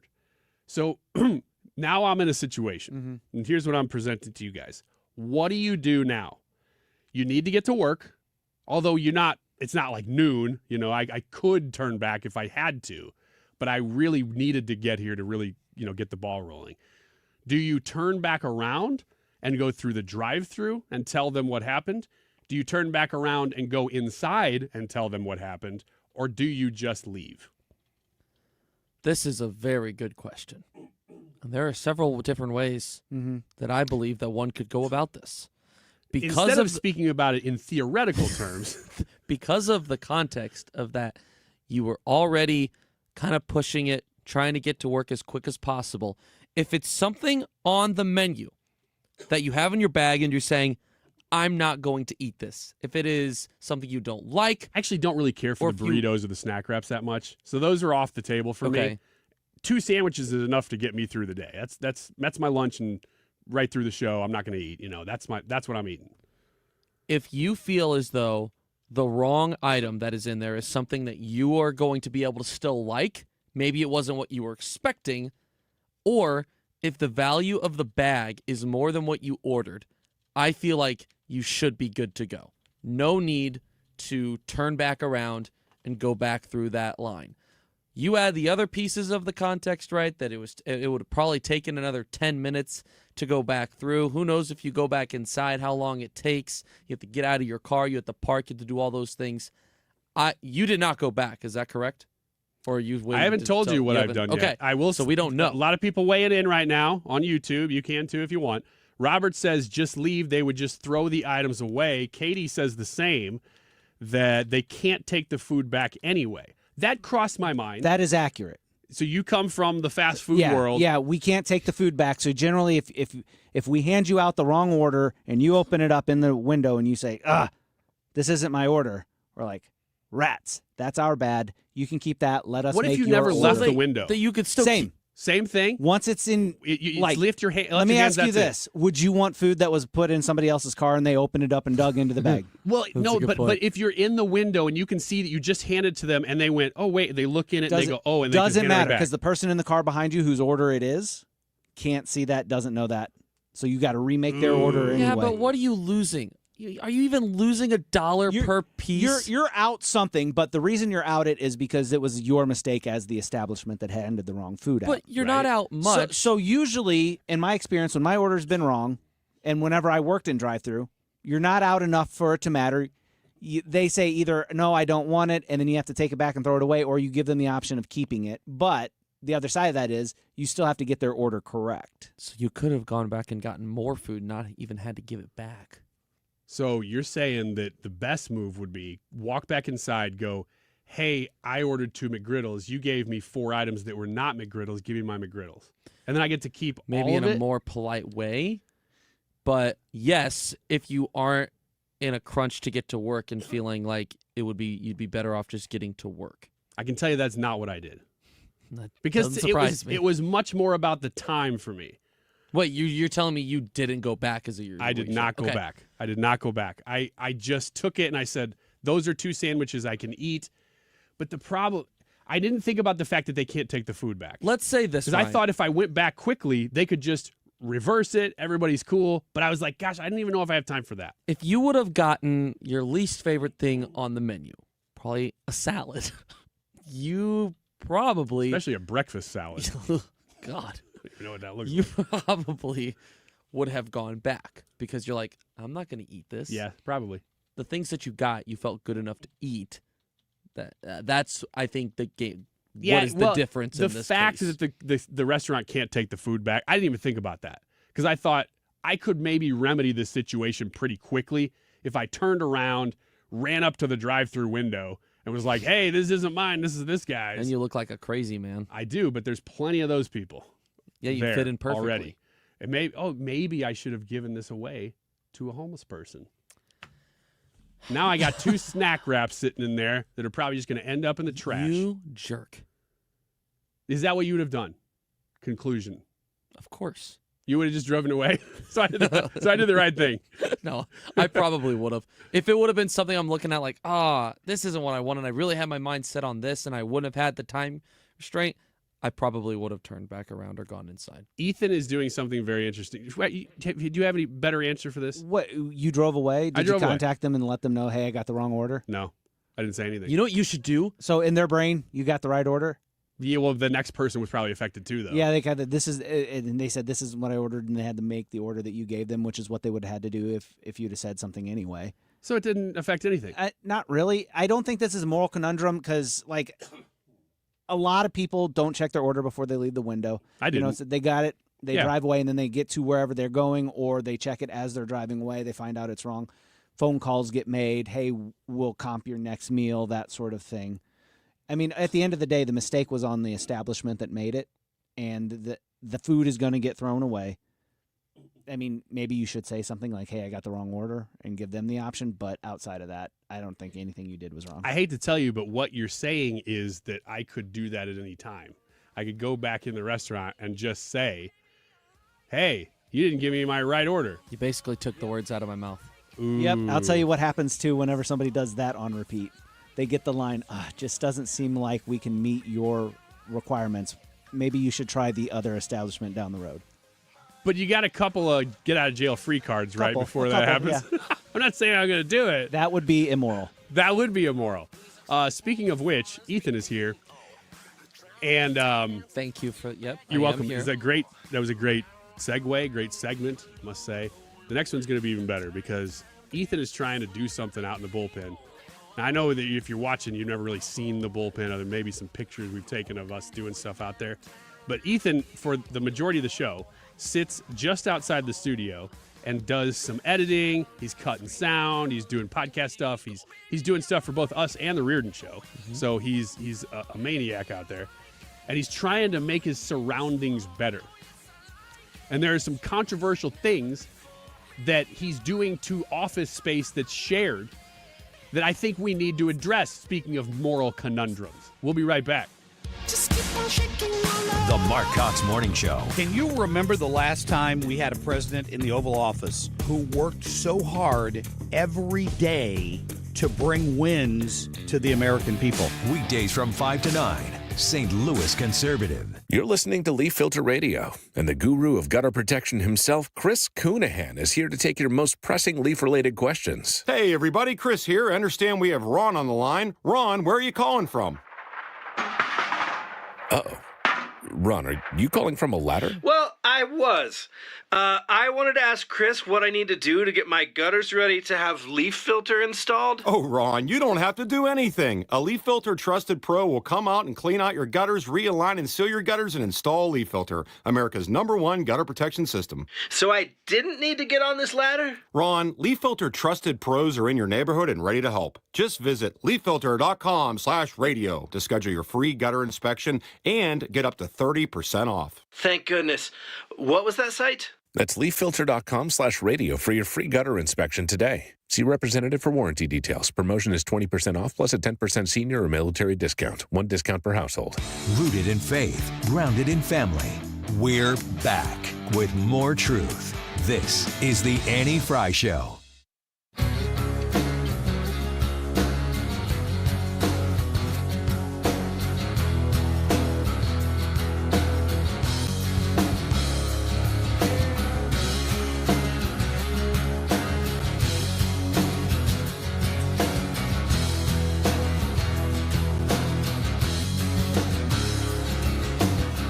I love that we're talking about fast food, and we were just talking about the president of the United States getting convicted of treason, possibly, right before that. So, you know, But not the fast food president. Pretty hard. No, not the fast food president. The other one. Pretty hard turn there, and the chat is suggesting that maybe we should have stayed on the original topic. the chat is really, really discussing that topic, and I appreciate that. I'm glad. That's why we're talking about it. But this segment is also not that. We're talking about office etiquette at this point. Ooh. Because I feel like Ethan is breaking that etiquette a bit. He has put up a basketball hoop out in the bullpen. Now, he's not the only one that sits in the bullpen. And the problem is, it looks cool. It looks like we're a fun place to work, which we're not. And he's tricking people. But also, he has put it in a way, and here's why I'm really offended. He has put the hoop in a place And we have a couple of inflatable balls out there for some reason. I don't know why. I think they're Y98s. and so he's put it in a place where nobody can make a basket. It's too high. Even him. No, it's too high because Brian can't reach it. No, that's not true. If you walk past this thing, the only way to make a basket is if you grab a ball and dunk on it, because the ceiling next to it hangs so low that it is a worthless piece of accoutrement to the office.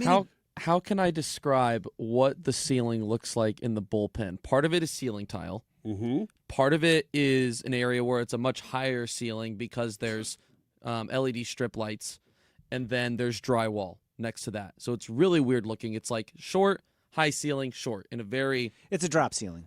Okay, really, you couldn't have said that a little bit earlier. No, it was fun watching you try to describe it. I it was a drop hung ceiling. up the basketball hoop on the tile ceiling. The drop ceiling. Drop ceiling. Thank you, Brad. Brad's nailing it. I hung it up there Did a great to where job. it's kind of just dangling off at an angle. Yeah, it's dangling. You watched me do this morning because I was like, this needs to have a place. We've had this nice basketball hoop just sitting here in the bullpen, unable to use it. Yeah, it's just been sitting there. So I was like, you know what? I'm going to do something about it. And I hung it up on the drop ceiling. And the problem is that no one can access it. From where It's it is. just it's a worthless endeavor. Absolutely Completely no one. worthless endeavor. Not even me from where I'd normally No, sit. that's why I said- tried it this morning and I failed dramatically. That's what I said when you put it up. I'm like, sit down and make a basket. And you're like, oh, yeah, fine. Like, not even Wasn't even close. close. There's no angle at which you could even make a shot there. So the reason I bring this up is because it immediately reminded. Now, I've worked in several media environments. I've worked in some just plain old corporate environments, too, when I was a lot younger. Mm-hmm. And the corporate ones, man, like you walk into a cubicle farm, and I don't even know if maybe they don't do this anymore because this was like early 2000s when I was out of college. I worked in an office setting for half a year to a year, and it was just cubes the whole building. Oh, boy. The whole building was cubes. Was that a fun place to work? No. More or less fun than here? And let me tell you what, I was at the bottom of the totem pole too, and all I did was take HR's documents and file them alphabetically all day, 40 hours a week, because I needed a job. Ryan, that sounds... no wonder you are the way you are today. That's man stuff right there. He's offsetting... You know what he's doing? He's offsetting... He's doing what he needs to do to feed his family. He's offsetting the amount of He's right. time... I didn't have any kids or wife at the time, but I did need to eat. He is offsetting the amount of pain and restriction that put on him, his character, himself, and that is why he is the way he is now. How long did you last at that job? 8 months.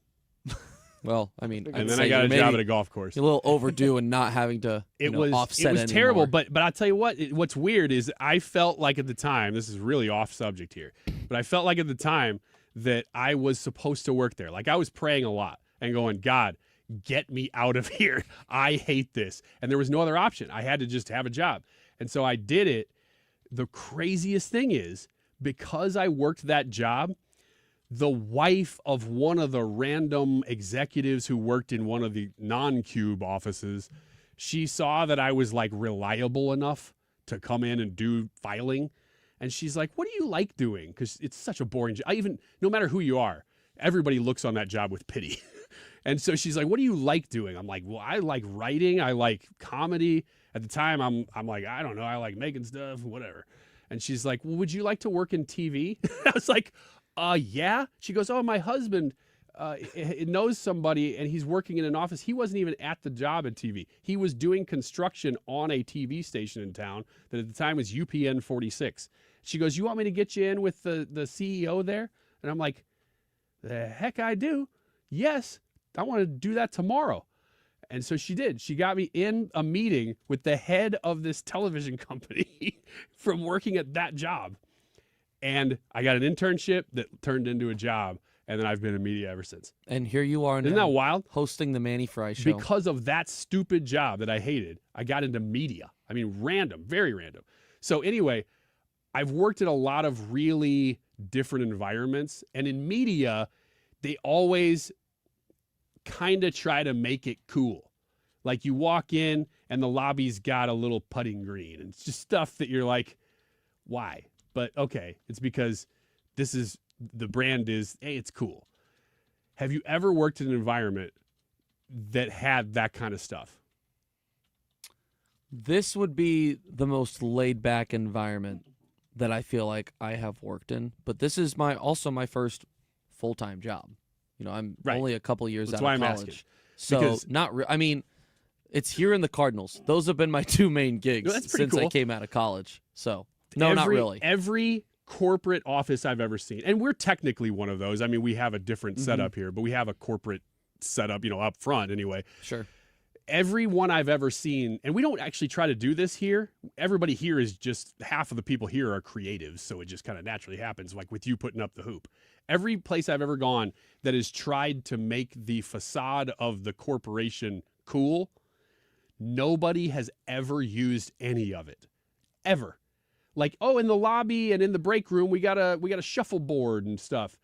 Literally, I have never, ever seen anybody use any of that stuff. I'm going to prove you wrong, and I'm going to throw a ball at this hoop at least once a week. Listen, we're in an office environment. Why don't you just do the responsible thing and submit a ticket to have somebody hang that up somewhere? Do you think that Kyle and our team would look at that ticket and say, oh, yeah, we'll hang that up for you? I don't know what they would do, but you don't know until you submit the ticket. I think that would get me fired. They'd say, this is what you're focused on? I do Bye. too. I think it would get you fired. And that's why you want me to submit the ticket. I think you should do it. I really would like to see, just as a social experiment, what would happen if you taxed our overburdened engineers with hang work up, like 14 hours a day. Can you hang up a basketball hoop next to my desk? Something that you're clearly capable of doing. That you're like, you know what though? You can do it really well. I would like to see that. Please do that and report back. Now it's an assignment. It's on the air, so it's real. Maybe if Annie asked me to do it, I would, but I don't know if... I'm going to message Annie. Yeah, like she usually listens to you. The YouTube live chat poll today, we talked about it a lot in the first hour. We're still asking you the question, is homelessness getting worse in your town? It's a simple yes or no, but obviously a big topic. We took your calls. Encourage you to get the podcast and listen to what everybody had to say, because there was a lot of really good angles on that topic. Nobody really has the solution, but the Trump executive order that he signed a couple days ago that deals with this topic is very, very important. I think you may see some changes coming to this. It's not something you'll notice overnight, but I do think that there will be some progress on the issue of homelessness in the next few years. We're going to take a short break. We got 1 hour left. Trisha is actually going to grace us with her presence when we come back. We're doing a segment called Serious Questions. If you've never listened to Wiggins America, you'll hear that for the first time on the Annie Frey Show.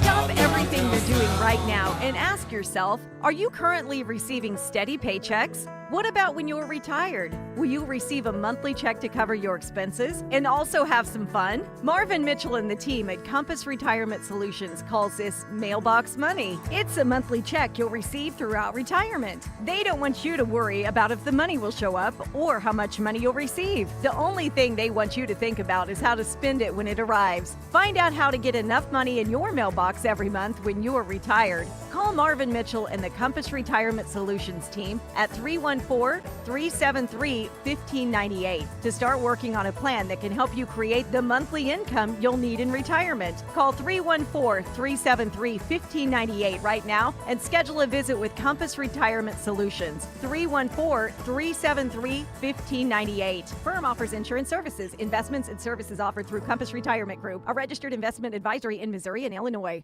Mark Cox here. Let me introduce you to my friends at the Lit Cigar Lounge in St. Louis, where luxury meets comfort. Premium hand-rolled cigars, an extensive selection of rare bourbons and whiskeys and craft cocktails. It's comfortable for non-smokers, too. They have a state-of-the-art ventilation system.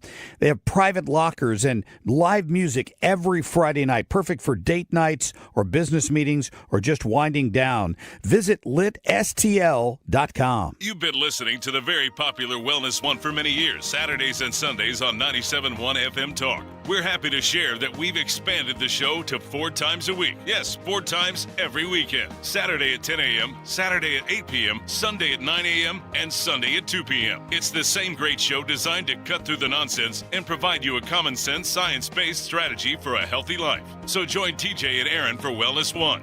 Now 4 times a week on 97.1 FM Talk. KFTK FM Florissant from the Kaufman Townsley St. Louis's Injury Lawyers Studio. Call 314-500-5000. That's 314-500-5000. All on the free Odyssey app. No change from the Fed. I'm Lisa Brady, Fox News. The central bank leaving interest rates alone again, still weighing economic uncertainty, including tariffs, though it wasn't unanimous this time. 2 members of the Board of Governors would have voted for a rate cut. The White House is emphasizing a rebound for the U.S. economy after shrinking in the first quarter, growing at 3% in the second quarter as tariff revenues flow in. And so it's a really beautiful day in economic data land. And I think financial markets need to understand that when you have supply-side booms like we're creating under Trump's agenda, then that doesn't create inflation. It creates growth, but not inflation, because the more supply you have, the lower prices are. National Economic Council Director Kevin Hassett says the White House take is that data supports a rate cut, but he says they respect the Fed's independence. President Trump has been publicly pushing for a rate cut. The Democratic nominee for New York City mayor just echoing the governor's call for a nationwide ban on assault rifles after Monday's mass shooting at a Manhattan office building. As it is horrifying to each and every one of us in this room and beyond that a man with such documented mental health struggles was able to purchase a weapon, leave alone a weapon of such devastating capability. Zoran Mamdani also thanking law enforcement after meeting with the family members of some of the victims, but he previously called for disbanding an elite police unit that responded to Monday's attack, now telling reporters his issue with that unit being used to respond to protests. Mamdani also insists his platform is not about defunding the police, but allowing them to focus on serious crimes. The mayor's race is crowded, Mamdani facing other Democrats running as independents in addition to Republican Curtis Sliwa. Just getting word a city council member in Virginia was set on fire in a local magazine office where he works. Police say it appears the attack stemmed from a personal matter and is not related to politics. His condition not known. Americans listening to Fox News. Wesley Financial Group is not a law firm. Hi, I'm Chuck McDowell, the timeshare cancellation guy. In 2011, I founded Wesley Financial Group with one goal in mind, to help honest folks out of their timeshares permanently. Today, I run Wesley with my 2 sons, a real family business, treating every client and every employee like we'd want our own family treated. That philosophy has helped us grow into the largest, most trusted timeshare cancellation company in the United States. Fortune magazine even recognized us as one of the best places to work. Why?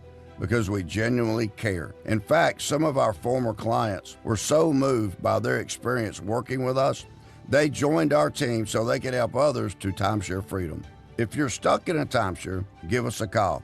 Let our family help your family. Call Wesley now for your free timeshare exit kit. 800-895-1414. That's 800-895-1414. 800-895-1414.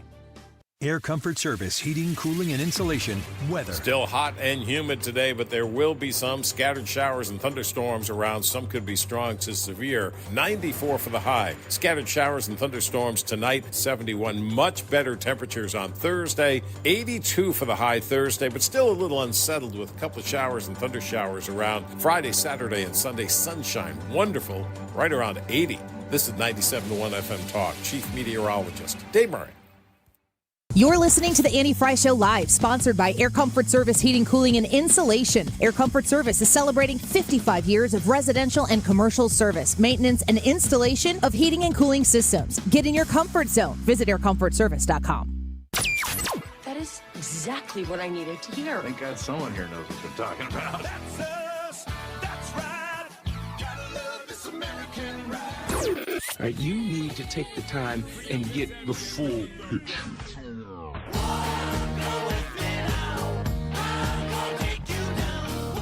Oh yeah, this is the moment you have been waiting for. Don't get me wrong, I love the ladies. I mean, they rev my engine, but they don't belong in the newsroom. Annie's out. Ryan and Brad are in. Goodness sake, kid. Keep your voice down. Your father's listening to the radio. This is the Mannie Frey Show. All right, well, we were going to talk about redistricting, and I love talking about redistricting, but then Trisha came in, and she hates redistricting. Oh, it's the worst.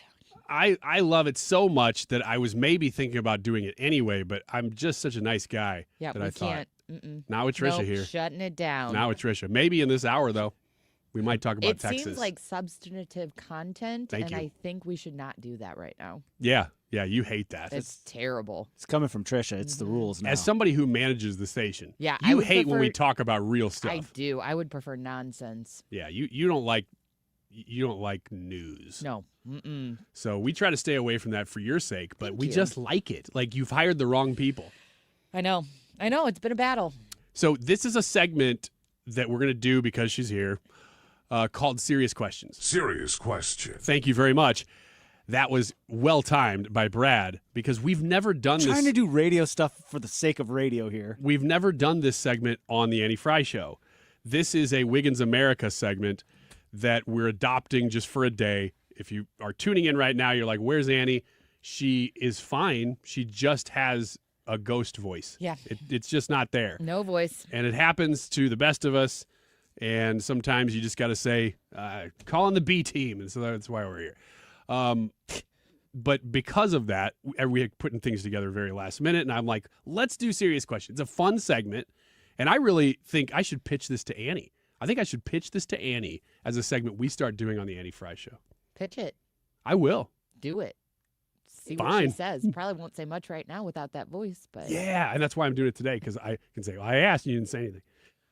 So the way this segment goes is each of us, Brad, Trisha, myself, and Ethan, assuming Ethan wants to come back in, he's probably looking for a story right now, read a story. I think B team or B squad or whatever you said was generous. I do too. Yeah, the Mannie Frey Show is a nice title for B team. We read this story, and we have a very, very serious question for everybody else in the room to ask about that story when we discuss. And when we do so, Brad plays the sounder. Serious question. So that you know the serious question is coming. Here comes Ethan now. He's very proud of himself for doing a tiny bit Punctual of as show ever. prep. All right, so I'll start, and we'll go from here, and this is how this works, okay? New Orleans. Candace Taylor, 35, of Slidell, was arrested Monday by Louisiana Bureau of Investigation agents. According to arrest records, the investigation started with a complaint from the Louisiana Department of Health alleging Taylor committed Medicaid recipient fraud by underreporting her income to qualify for benefits. This is very much in the news right now because they're cracking down on this stuff more, but it's always existed. The reason why this one is more interesting, though, is because investigators say Taylor applied for Medicaid in 2019 under the alias Candace Saylor, listing a biweekly income of $1,900 and no dependents. Less than a year later, she reapplied using the same alias and inconsistent information, which is what tipped them off, the affidavit states. Between 2020 and 2024, though, she did not make $1,900 biweekly. She had various businesses that had generated more than $9.5 million in revenue across multiple accounts under her control. Underreporting. Whoops. A little off on my income. Wow. So this is the kind of fraud that makes you go, wow, that is a news story. Because there's a lot of fraud. I was like, I don't see how this story applies to what you Well, laid out. $1,900 biweekly in radio. I'm like, right. I know. Mean, that's I'm like, okay. oh, you could get Medicaid with that? Yeah, you can survive on that. Maybe we could get a little Medicaid here and there. But my serious question. Serious question. Have you ever defrauded the government for $9.5 million? Trisha, you first. No. But I do appreciate how clever she was with just like moving some decimal points around and getting herself a little deal. She seems like a savvy businesswoman. Just sounds like a rounding error to me. Me too. Yeah. I buried the lead here because the reason they actually caught her is because she was driving around in this $480,000 Lamborghini. Good grief. So I could have asked another serious question, which Serious question. would be, have you ever ridden in a Lamborghini? Or what's the most expensive car you've ever been in, for that matter? That's a fun question. I don't know that I've been in anything better than maybe a really nice BMW. Yep. I was just thinking of Beamer. Tesla. Teslas are Tesla. fun. I don't know that I've been in a one of Tesla. those. Aston though. Martin. Aston Oh, Martin. that's a good one. How much does that car cost? Depends on which one, because they go anywhere from How like, much? How about how the much one does a, you were in? How much does a Ford cost? The one that I was in probably was like $150,000. Okay. How about a Ford Tempo? Because that would be mine. Like $50. I don't think they make those anymore. Got a Honda HRV I'm pretty proud of. Yeah. That's awesome. Nice. Well, even an average car now is like $50,000. So, Not all my right. Honda HRV. No, not my Ford Tempo. Brad, you want to go next? Yeah, so this story is titled Seattle Woman Sues Blue Angels Claiming the Military Jets Traumatized Her Dying Cat. It's a real story. This is from The Independent. All right, a Seattle woman has sued the Navy Blue Angels, claiming the military jets traumatized her dying cat. The Navy's Flight Demonstration Squadron, which has 140 active duty sailors and Marines, has been performing shows across the country since the 40s. They have a show scheduled in Seattle in early August, and a lawsuit filed by Lauren Ann Lombardi on Monday claimed the Blue Angels annual air shows over Seattle in August 23 and 2024 put her cat Layla, who suffered from congestive heart failure, under extreme duress. Lombardi claimed the sound of the squadron's low-flying jets caused Layla to have panic attacks and dangerously elevated her heart rate. She was put down in August of 2024. Rest in peace. She would have been fine. This is a quote. Layla's final days on Earth were marred by sadistic suffering, cowering in terror beneath furniture while her ailing heart struggled against the Blue Angels' relentless noise pollution. Layla Stop died laughing. knowing. This is a cat we're talking about. Layla died knowing only fear when she should have known only love, the lawsuit read. So, I side with her on this. Serious question. Serious question. Should the, in an act of consolement and consolidarity with Layla, should the Blue Angels do a flyover over Layla the cat's memorial service? Well played, sir. That could not have been a better asked serious question. Well played. I didn't know if you guys were going to be on board with this segment. Clearly you are. Brad gets it. Good job. Good job, Brad. Thank you very much. Which one are you, Trisha or Ethan? No, I think that's horrible, and I feel bad for the cat. Do you actually? No, you don't feel bad for the cat. Gosh. If I were the judge, I'd side What with do you cat think? lady. Are you gonna answer Brad's why do question? people think that the general public cares at all about their pets? They don't. Sorry it died. That's it. You know what, though? This would open up a whole new world of lawfare if they did this, because think about 4th of July. Especially in states that fireworks are man. illegal. Or no, when they're legal. Yeah. Because then you're firing off bigger stuff. And then you could claim it for any pet you wanted. Just say the fireworks go off in the park across from my house every year. So every year we have to give my dog, it's like a calming treat, and then play calming music. By Because calming, what do you mean? I mean, it's like chamomile and some other It's a like joint. stuff. Yeah. I don't know what else is in it, but I don't think Here, that doggy. marijuana is one of them. Just breathe it in. But the first year they had those fireworks, Little we bag of came in. Cheetos by him. We came in from watching them, and we couldn't find my dog, and he was cowering in the bathroom, shaking. So we're like, oh, we can't do that next year. We got to figure out something else. And so we found this stuff, and now he sleeps through them. So Yeah, I mean, my dog hates it too. Yeah. We snuggle every 4th of July. But at least if your dog was going to be like shaking and peeing, he went in the bathroom. Oh, he wasn't peeing. He was just shaking in the corner. He's a good boy. Hey, he's a good boy. He went to use the wouldn't- toilet. He wouldn't do that. I would love to see a dog use a toilet. Serious question. You ever seen a dog use a toilet? Serious question. No, but I've seen a cat do that on the internet. I have too. I I've have seen too. a dog do it on the I internet. think I've seen What? it in movies.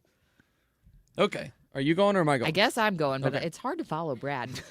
Reese's and Oreo unveil collaboration with 2 new treats hitting shelves soon. Reese's and Oreo are launching a partnership that will feature 2 new treats, the Reese's Oreo Cup and the Oreo Reese's Cookies. Both are available starting August 18th through the Hershey store, while retail stores nationwide will start selling the products in the beginning of September. The Reese's Oreo Cup resembles traditional Reese's peanut butter cups, with inside containing Oreo crumbs and a white Oreo cream topping, while the cookies look like regular Oreos but have peanut butter filling. Serious question. Serious question. Is peanut butter overrated? Ooh, no, it's Not at not. all. Reese's peanut butter? No. Peanut butter. Peanut butter? Mm-mm. It might be a little bit overrated. I don't think so. Not at all. I'll tell you what really makes me mad, though. Yeah, you got me fired up. Is that butterscotch is underrated. I completely agree, but I'm with Brad on the peanut butter. I think we hype Yeah. it up too much. It's Ooh. more of a health food than a treat for me. Sometimes I like no. to use peanut butter as a snack. Yeah. But it's like when I eat that little spoon of peanut butter, I'm really wanting chocolate. Yeah, or I want like, something and, that and I'm is just actual settled- dessert. Just Mhm. settling for I'm peanut with butter. you. So butterscotch, I was like, this is going to be great because butterscotch was about to make a big revival in America, and it was this year. And it was because of Snickers. Snickers came out with a butterscotch Snickers. And I was like, this is amazing. It was like butterscotch scoop flavored. And I'm like, this is going to be a revival of butterscotch. We need this in America, in American candy, because nobody uses the butterscotch right. It was the worst candy bar, and they blew it for everybody. Now we'll never see butterscotch make its true American revival that it needed in American candy because Snickers botched it so bad. Did any of you guys have the Snickers butterscotch? No. It No. was one of the worst candy bars I've ever had. It tasted like a chemical. I care about as much for butterscotch making a comeback as I do for Seattle Ladies' Dead Cat. Okay, thank you very much. So Ethan's a fan of the flyover. You're next. Big fan of the flyover. Okay, my story. Workers at a site in South Carolina that once made key parts for nuclear bombs in the U.S. have found a radioactive wasp nest, but officials say that there's no danger to anyone. So the story, of course, being, that they found a radioactive wasp nest. I don't believe that. Okay. I mean, I don't believe there's no danger. Employees who routinely check radiation levels at the Savannah River site near Aiken which is in Georgia, found a wasp nest on July 3rd on a post near tanks where liquid nuclear waste is stored, according to a report from the U.S. Department of Energy. The nest had a radiation level 10 times what is allowed by federal regulations, officials said. Here is my serious question. Serious question. Would you be in favor of the government intentionally creating radioactive wasps for military purposes? Domestic or foreign? Foreign. Yes. Domestic, dear God. Well, they're rioting. It's Attack! enough of those Send in the protesters. wasps. What do the wasps do? Serious question. What do the wasps do once they get radioactive? We don't know because this is the first time we're seeing this. So this is the test pilot. That's this exactly. So I'm saying, but they're saying that it's not a danger. Do we really believe that? No, I don't either. You get stung by one of those This things. is some Hunger Games stuff. They Man. had these things in Hunger Games. Yeah, the tractor jackers. Yeah. This is an origin story for some superhero. I'm saying next or time somebody who gets grossly deformed. I'm saying maybe next time it's not a B-2 sending over a bomb. Maybe he's sending over some radioactive dropping wasps. some wasp to just nest. Maybe you go just ham. put the wasp nest in a big drone and you just crash it in Iran. To make them mad. All right. It doesn't kill everyone. Everyone's just super puffy. Trisha, great segment, right? As always. Thank yes. you, Thank obviously. We'll be right back with Ethan's segment, Irfin's Blurgs, coming up next. I'm John Morgan of Morgan & Morgan. If you've been injured in a car accident, call America's largest injury law firm.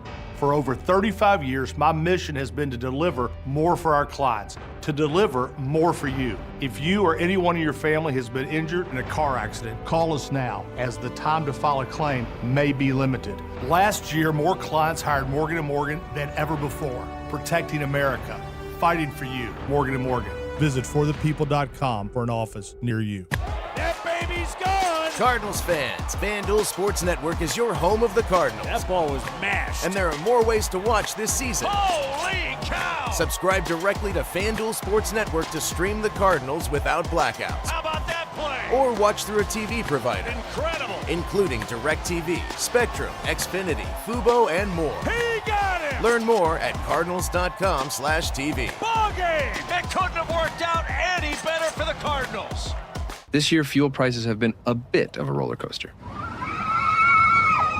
Here in St. Louis, drivers finally have some relief at the pump. But when it comes to groceries and food, it's still pretty bumpy out there. Well, you know what can make your ride smoother? The Upside app. With Upside, you can earn an average 8% cash back on grocery or restaurant purchases and up to 25 cents per gallon on gas, which means there's money to be earned even when fuel prices are low. There are hundreds of nearby locations like Schnucks, Burger King, Arby's, and Taco Bell. Download the app and see why millions of Upside users have racked up almost $1 billion in cash back earned. For a limited time, get a 10% bonus on your first purchase with promo code STL11. That's promo code STL11 for an extra 10% cash back bonus. With Upside, you can roll up to a nearby grocery store, restaurant, or gas station and coast straight to cash back earnings. Don't forget to use promo code STL11. Upside. Cashback smarter. Offers vary by user and location. Terms and conditions apply. Go to upside.com for details. Are you looking to hire? ZipRecruiter finds the best candidate for your job fast. Try ZipRecruiter for free at ziprecruiter.com/free.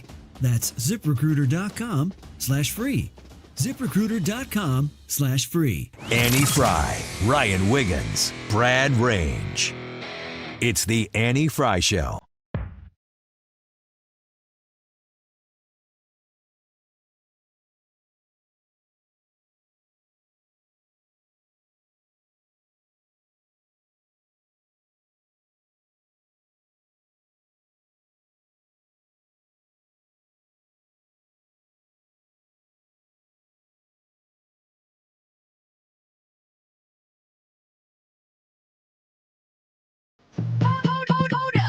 Check it out.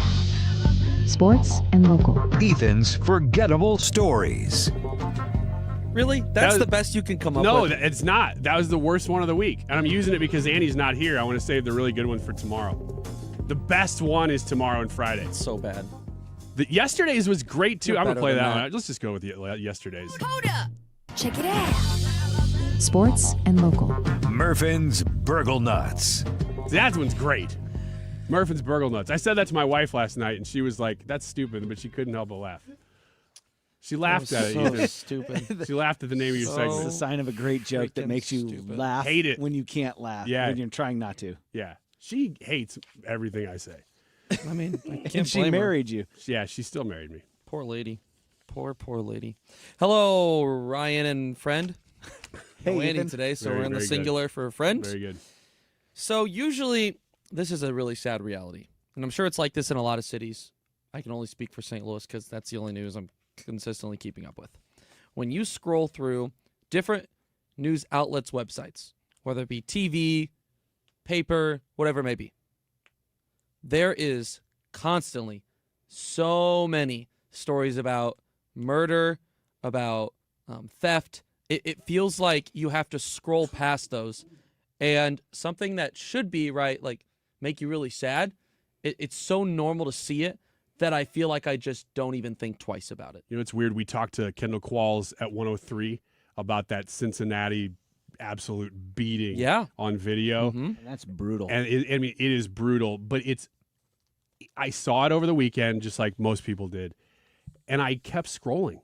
And I'm like, what is wrong with me that's just part of the feed now, you know? It's almost a survival mechanism because you can't allow yourself to get emotionally wrapped up in all these stories because you can't, you don't have enough. You would just have, it would be depressing. Yeah. So the fact that we didn't talk about it Monday when I was hosting is because I didn't really know what else, what are you going to say? It's an absolute disgusting beating, could have racial motivation. Beyond that, it's like, this is horrible. What else is there? And anyway, that's to your point. So, as I was saying, I go through and I skip those, but there was a quote from this one. This is not murder involved. It's car theft.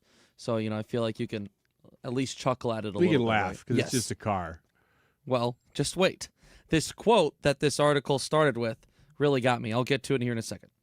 A Florissant man has been charged after allegedly possessing burglary tools while at a drive-time auto dealership in North St. Louis County. According to court documents, named Markel Brazier allegedly had the tools at the dealership located, like I said, in North St. Louis. Police had received a phone call about him wearing dark-colored hoodie, black pants, all the stuff, right? You expect him to Black go and white rob. striped shirt.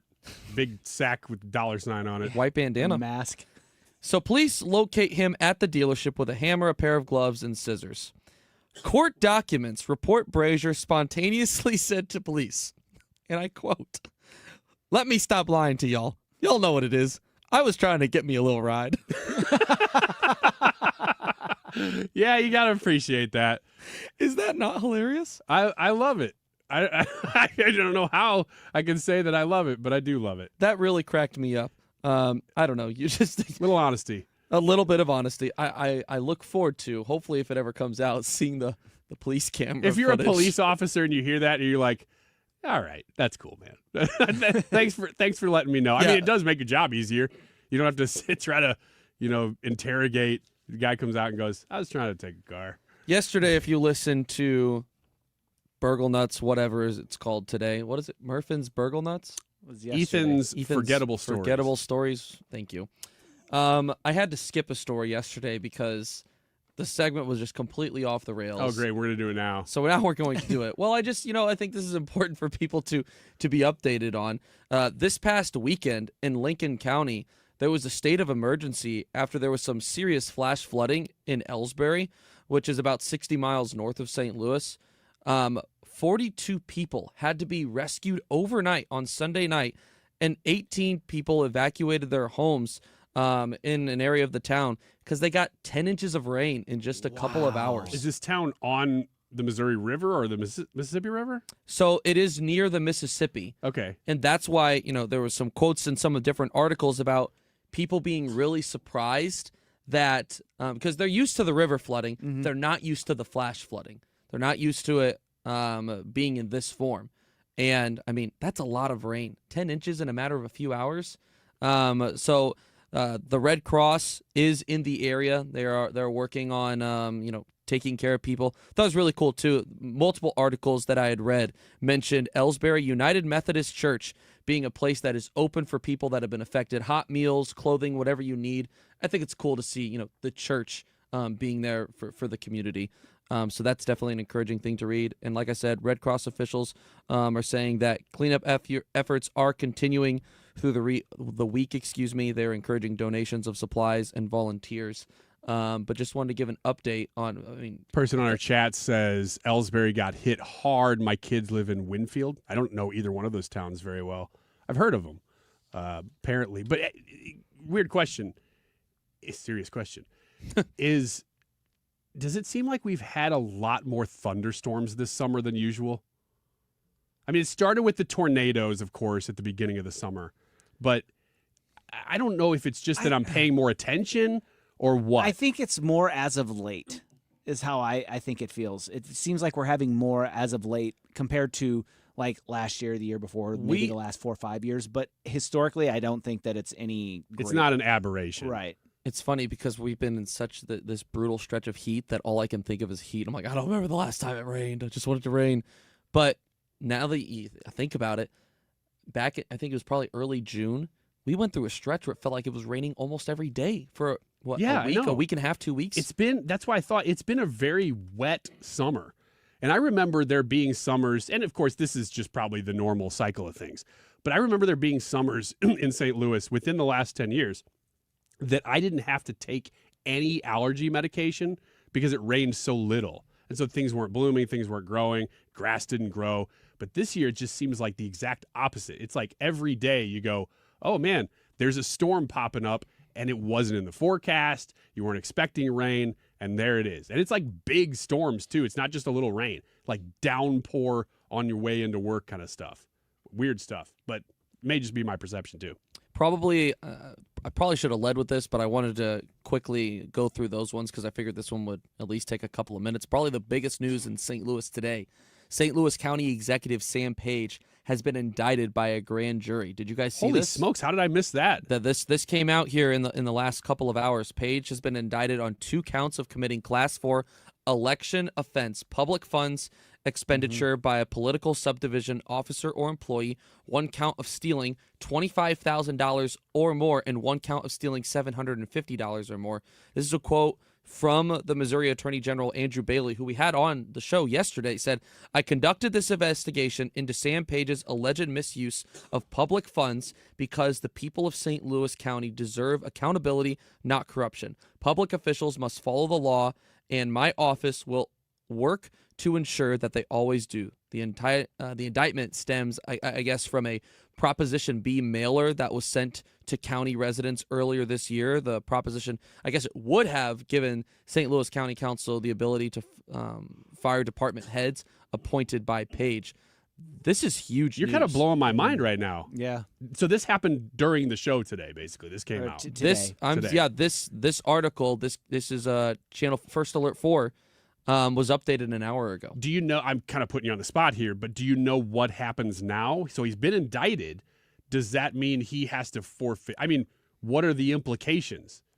I get it. I'm throwing you on the spot. Sure. I'm quickly trying to scroll through and see if I can find any further information. Let's see. The application of a search warrant that was served earlier this week alleged that a list of over 100,000 voters was reduced to 55,000. You know what? It's okay. Let's take a quick break. Okay. And we'll look it up because I would really like to know what happens now. Yeah, I'm trying to quickly scroll through this article and see, what some of these next steps are, so that we can figure that out. But yeah, we can continue looking through this. We'll and pause get some for more a second. information. Keep looking it up because I want to find out. We'll be right back, and Ethan will give us the news on the indictment and what this means for Sam Page, county executive. All right, stick around. We'll be right back.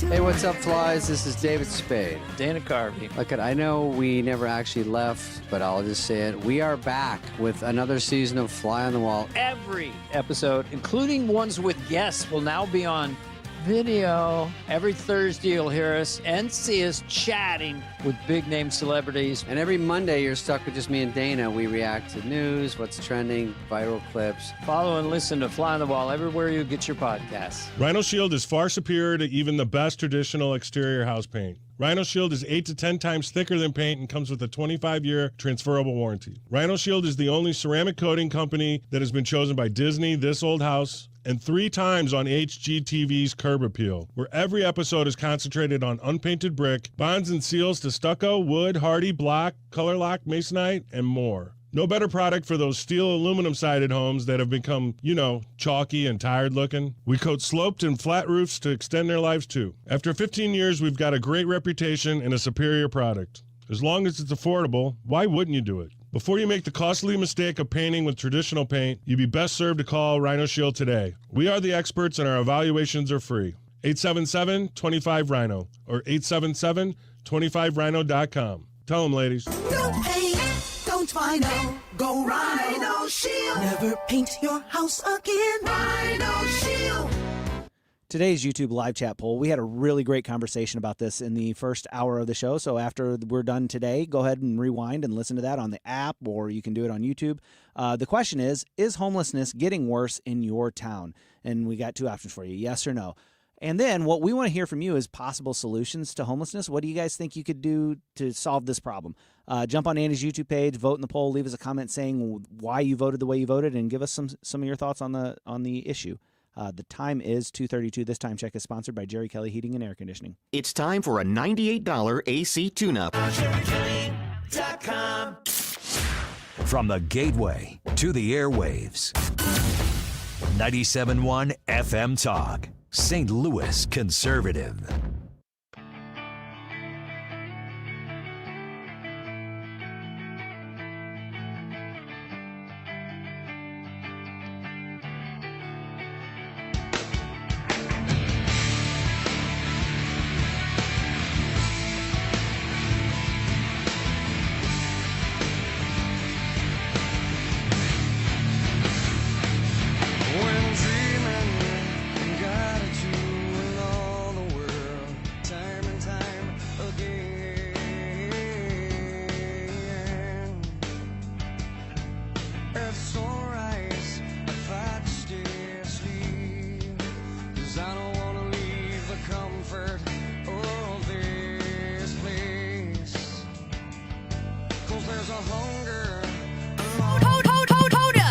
Check it out. And now, Gangsta Ethan's Mega Segma. I just like using the opens, and we're doing another one, so let's just use another open. Thank you. Appreciate it. All right, what's the update? Set us up again here. What's happened to Sam Page, and then can you find anything about what happens next? Yeah, so the latest update here that was put out, released a couple of hours ago, is that a grand jury has indicted St. Louis County Executive Sam Page. The indictment being 2 counts of committing Class 4 election offense, public funds expenditure by a political subdivision officer or employee, 1 count of stealing $25,000 or more, and 1 count of stealing $750 or more. As far as where they go from here, there are some people. I'm seeing Council Member Shalonda Webb is saying that Sam Page should resign. We don't know. We don't have a direct. This is what's going to happen. So indictments leads to charges, and then charges leads to a trial. Right. That's what's next is the trial, or plea deal or pleas and all of that other fun stuff. Kissing leads to babies. All I found on this topic was this is from 5 on your side. It says during the St. Louis County Council meeting on Tuesday, Page said that was yesterday. He was cooperating with the investigation and turned over his cell phone to investigators on Monday. He has hired an attorney who he said will be paid out of his own pocket. I guess that's a good move. Yeah. Quote, I will cooperate fully with the investigation, and I'll also be focused on the good work we are doing for the county, he said Tuesday night. Emphasis mine. Page was issued a summons. A court date was set for August 29th. So that's less than a month away. Mm-hmm. Sean Malone from KMOX just down the hall, I guess was trying to talk to him leaving the event yesterday. Asked him, it's in quotations, saying, I want to ask you a few questions about the subpoena. And Page responded saying, call my attorney. Ooh. And I guess they've put out multiple calls, KMOX, to Page's attorney, and they haven't heard back yet. So I guess what we're coming to here is that it's not, okay, this has happened, now this is what happens. Correct. That's what I'm saying. I'm not seeing anyone putting out, this is the next step yet. So this is a court date on August 29th. Well, yeah, a court date. Sure. I mean, following that. I guess that is ultimately the answer to the question. Right, but you're looking thing. for the more information, right, to what's going to happen? Yeah, to if him. this happens, then this, yet, and we sure. just don't know. Okay, so that's good. I mean, we don't want to report anything speculative. Interesting. I mean, that threw me for a loop. I said unforgettable news, and it was like the least forgettable news you've ever done. So great job, thank you. It's what I do. It's what you do. Let's pivot here really quick. And we were talking in the last segment at the end there about the rain and the heat. I got a clip here from Theo Vaughn. And in some ways, this is kind of the headline because it is super hot in St. Louis right now. Because something is happening right now, and I'm talking about the heat, baby. The heat, you go outside, you say, dang, it's hot. It is. I mean, it is hot. There's heat everywhere. The sun, it's just looking for people. Irish people are dying. They're dying. Name 40 Irish people right now. I bet you can't. And that's the S-U-N, baby.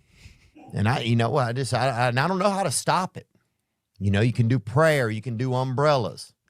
You almost got to write a damn hymn on the outside of an umbrella to even get a little respite from the heat. No, oh, that's it. Okay. Yeah. There's a little more. All right. Theo Vaughn is very funny and does a podcast and has impacted the election, and he does stuff like that.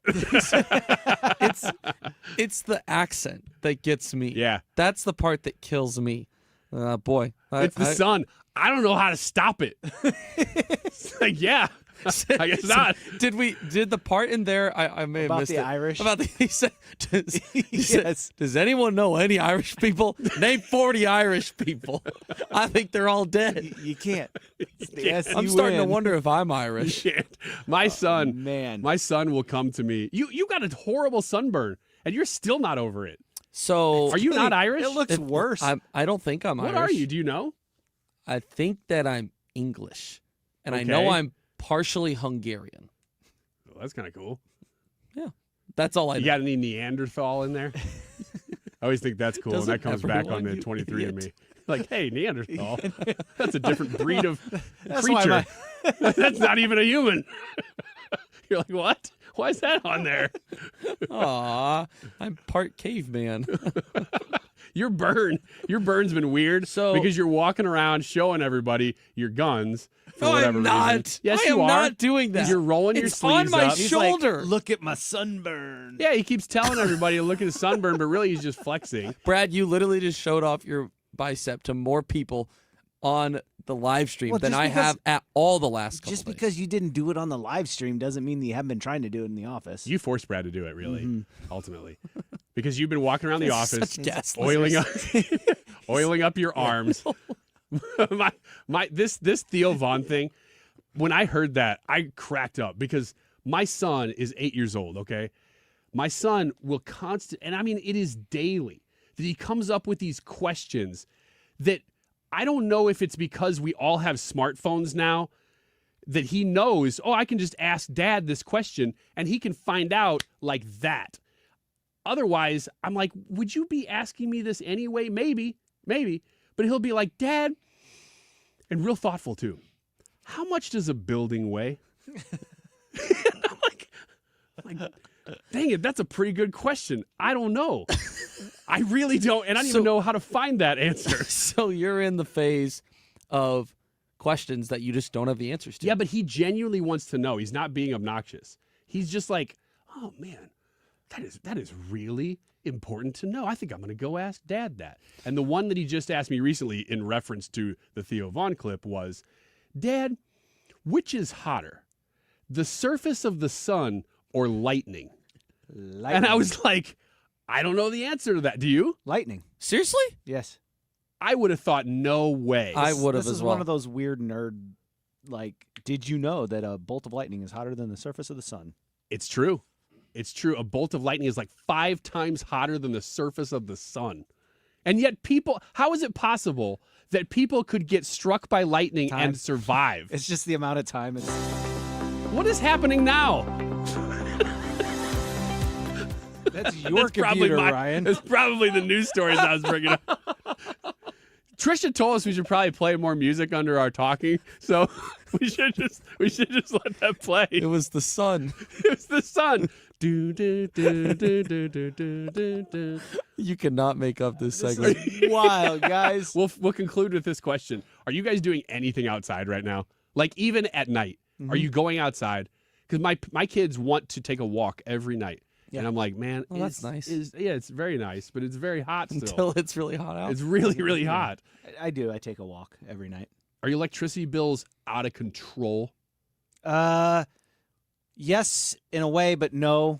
Not as bad as other people because we did a different contract than other people. So you got a third party. It's up. I don't know if it's third party. My wife explained this to me, and he's doing illegal it was things. Really complicated. But it's like you can negotiate through O'Fallon, the city. You're stealing cable from your neighbor. No, stealing that copper wire. Cable's just stealing money from me because it's why is always your neighbors, all of your neighbors' AC cords hooked up to your AC unit? I don't know. My wife explained it to me. I don't get it. Ductwork running from their house to yours. That would be amazing. No, it's some sort of deal she worked that the city offers, and we signed up for it. And so the rates didn't go up for us, but the usage has. So it's gone up, but not as much as people whose rates have gone up. I spent enough spent enough time outside this weekend and got punished by the sun for it to not have to be outside at least for a week. Can you share the story really quick of how you got the sunburn? Because we've been joking enough. And I realized today I never actually asked you how you got the sunburn, and I assumed you either fell asleep or got drunk and passed out outside. Two very realistic options. Neither of them did happen. Neither of them happened, though. So my friend has a house at the Lake of the Ozarks. Did you use sunscreen? No. God. I'm literally telling you the story, Brad. Has a house, has a boat, has a jet ski. Okay? Good time. Nice friend. Uh-huh. And it was my job to take the jet ski to the cove in which we were taking the boat. Thought this was going to be a quick trip, not that long. It ended up being 45 minutes. So my thought is, oh, we're trying to get out there quick. I'm thinking, oh, I'll put on the sunscreen when I get out there to the Cove. By the time I got to the Cove, I was done. You had been in the sun for 45 minutes straight. Correct. On a jet ski, which is awesome. On the lake. On the lake. And so you water got reflecting, absolutely toasted. Just destroyed. So my shoulder got blistered up really bad. And it's all kinds of weird colors now. This morning, I'm getting out of the car, and my shoulder bumps the roof of my car, and I look, and it's just straight red raw skin. It had ripped the blister open, and now I have a big old white gauze on it. And that, ladies and gentlemen, is why he has been walking around all day showing everybody his muscles. There's nothing to see. It's Including gauze. our bosses. He doesn't have any muscles. Well, that's true. But including the bosses, including Trisha, which I thought was weird, including me and Brad, other people in the office that I don't even know. There's people in this office that I do not know. I'm pretty sure they were clients. I'm bringing them in. I'm bringing them in just to show them. It's 2:45. We got one segment left, and we're going to give you the results of the YouTube live chat poll next. Mark Cox doesn't fake it. He's lived it here in St. Louis. Pro-freedom, pro-family, pro-truth. If it matters to Missouri, it matters to Mark. Mark Cox, mornings on 97.1 FM Talk. St. Louis conservative. Your home sold guaranteed, or I'll buy it. Hi, I'm Gloria Liu, broker-owner at Your Home Sold Guaranteed Realty. And for over 20 years, I've been getting my home sellers the most money for their home and selling faster than the average agent. So when you're ready to sell your home or have questions, call me. For years now, I've been telling you about my friend and trusted realtor, Gloria Liu, and why you should call. Hey, it's Mark Cox. Fact is, when I needed to sell my home, my only call was to Gloria Liu, and she delivered. Gloria exceeded our expectations, and that's why I strongly recommend you call, especially in this shifting market. No matter what happens, you're guaranteed to sell your home at 100% of market value, or Gloria will pay the difference. Call today. Get an upfront written guarantee and start packing. Sell with certainty and for 100% of market value, or Gloria will pay you the difference. Call 314-325-6888 or visit GloriaHasTheBuyers.com. That's GloriaHasTheBuyers.com. Gloria and seller must agree on price and possession date. If it's time for new windows, there's only one place to call. That is Window World. Mark Cox here. Call my friends at Window World at 314-993-1800 for your free estimate today. If you have any questions, they'll be glad to send someone out to explain all of it to you. You can even schedule right online at windowworldstl.com. You know, there's a lot of high-interest financing out there, but here's what Window World's doing. Right now, they're offering 18 up to 36 months, same as cash financing with approved credit. You can't beat that. You also get a lifetime warranty that covers all of the parts, the glass breakage, and labor. Who else stands behind their product like that? Over half the appointments Window World will set this year are from previous customers or referrals from those customers. That is a testimony to their customer service, their quality, and their commitment to creating loyal customers. That's what you get with Window World. Call them at 314-993-1800, windowworldstl.com. You're listening to Leaf Filter Radio, and the guru of gutter protection himself, Chris Coonahan, is here to take your most pressing leaf-related questions. Hey, everybody, Chris here. I understand we have Ron on the line. Ron, where are you calling from? Uh-oh. Ron, are you calling from a ladder? Well, I was. I wanted to ask Chris what I need to do to get my gutters ready to have Leaf Filter installed. Oh, Ron, you don't have to do anything. A Leaf Filter Trusted Pro will come out and clean out your gutters, realign and seal your gutters, and install Leaf Filter, America's #1 gutter protection system. So I didn't need to get on this ladder? Ron, Leaf Filter Trusted Pros are in your neighborhood and ready to help. Just visit leaffilter.com/radio to schedule your free gutter inspection and get up to 30% off. Thank goodness. What was that site? That's leaffilter.com/radio for your free gutter inspection today. See representative for warranty details. Promotion is 20% off plus a 10% senior or military discount. One discount per household. With conviction and clarity, The Annie Frey Show on 97.1 FM Talk, St. Louis conservative.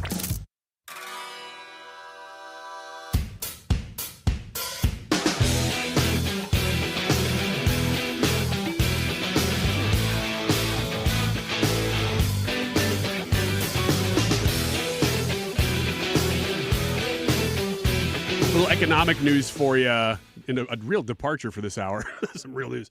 The economy has posted a strong second quarter, growing at a 3% pace. There were economists, I think I might have seen even Steve Moore, who's on our show all the time, say that, hey, it's possible before this came out, that by the end of the year, by fourth quarter, we could see 3% growth in the fourth quarter. It was 3% growth in the second quarter. Mm-hmm. And of course, the Trump administration is doing victory laps on this, saying, hey, man, we got past the first quarter, which was still the Biden economy, which is fair. I mean, that's not false. And then said, boom, here we are already at 3% growth. That really is pretty big. Here is Kevin Hassett. He is the NEC director on that topic. You know, I think if there were a beauty contest for GDP releases, that Miss July would probably be very close to the top of the list of the early betting, because you got everything for everybody. There's really strong growth, really strong income growth. We've got a huge reduction in government spending, 5% drop in government spending, now 70,000 fewer federal employees.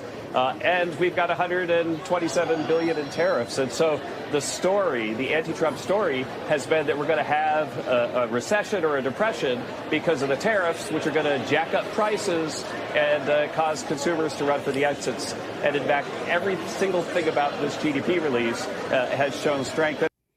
So the underreported aspect of this, I think, not just today, but over the last couple months, has been that the jobs numbers have actually stayed very strong. And that is while one of the biggest employers in the United States has been slashing and burning constantly. You know what that is? That's the government. The government has been losing employees constantly because we have deemed thousands and thousands and thousands of them to be redundant and completely unnecessary. And so while that's happening, keep in mind, that's a big deal, because during the Biden 4 years, really, I don't know that we really saw much else other than government job growth. And they would count that in the total. They used to not. Mm-hmm. And they changed it so where they could count government jobs. So it wouldn't look bad. In job creation. And so all the jobs numbers that you saw come in during the Biden administration, I shouldn't say all, it's just the vast majority that you saw come in, they were growing because the government was growing. And this is the exact opposite. That is a very healthy economy. It's leading to other problems, though, as we saw Trump go to the Federal Reserve last week. He's pressuring Jerome Powell to lower the interest rates. Well, when the economy is strong, the Fed goes, meh, I think we'll just leave them where they're at, because that's what they do. Yeah. So it's a real double-edged sword here that Trump's trying to make the economy great and then can't get the interest rates to go down because the economy is too strong. Ryan, you're a real estate guy, so this interest rate thing makes me wonder if the Fed were to dump interest rates and the housing market is what it is right now, would that make the housing market worse? Meaning things get more expensive because then more people can get money, or how does that work? I mean, I'm purely speculating here. Nobody really knows the answer to that question. But if all of a sudden rates were to drop by like 2 points or something, and everybody goes, oh my gosh. Well, first of all, everybody start refinancing their loans from the last 4 years. Yeah. And everybody then would suddenly have more money. Bagel loan.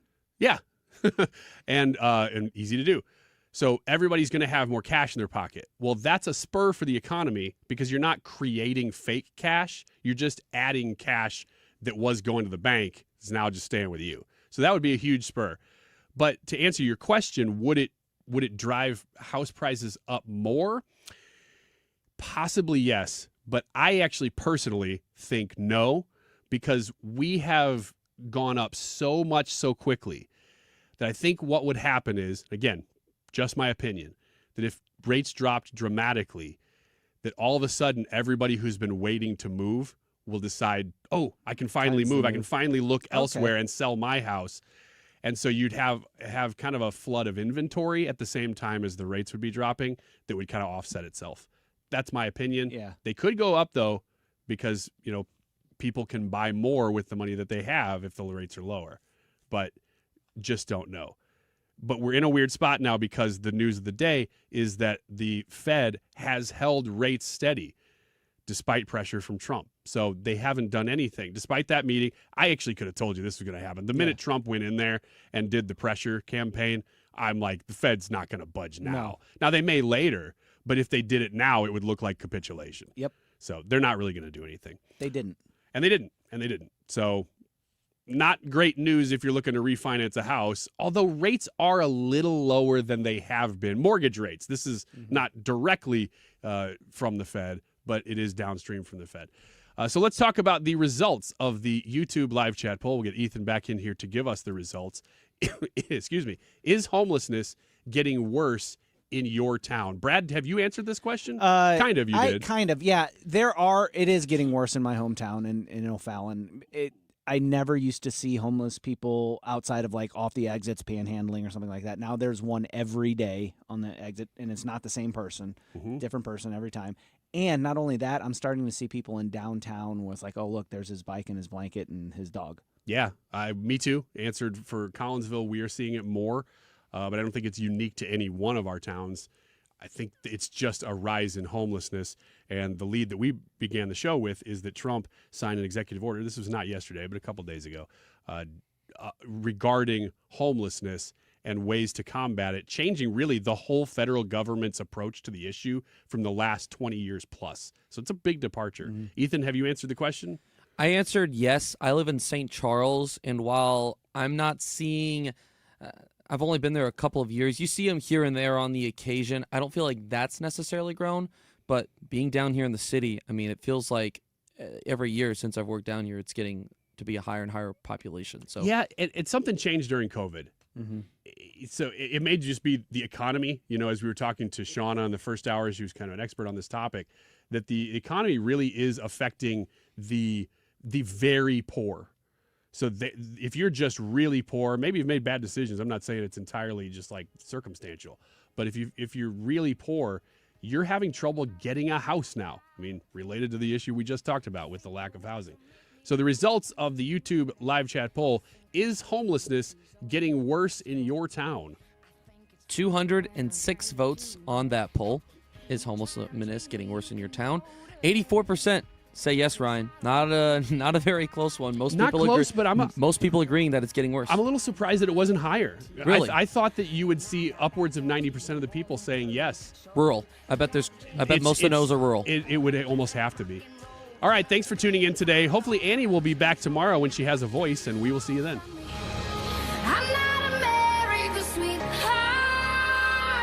Let's just face it, right? Your home should work for you, not against you. Hi, it's Kim, and if you've been dreaming of a new kitchen, bathroom, or a finished basement, now's the time to call Lakeside Renovation and Design. They're St. Louis's trusted experts in turning houses into dream homes. Just imagine this, a spa-like bathroom, maybe a chef-inspired kitchen, or how about a cozy basement perfect for some movie nights? Their team handles everything from design to installation, so you can just sit back and enjoy the process. Visit lakesidearty.com today to start your dream renovation. Hi, my name is Christina Straight, the owner of Straight Realty, and I'm asking you, what do you want in a realtor? Do you want experience? I've been a broker for over 21 years. Do you want to know how much I've sold? I've sold over $500 million, yes, $1 billion with a B, in sales. Do you want value? I now list properties for only 2%. So, if you're looking for all these things and want the best, then call me 314-441-4444. Why pay more?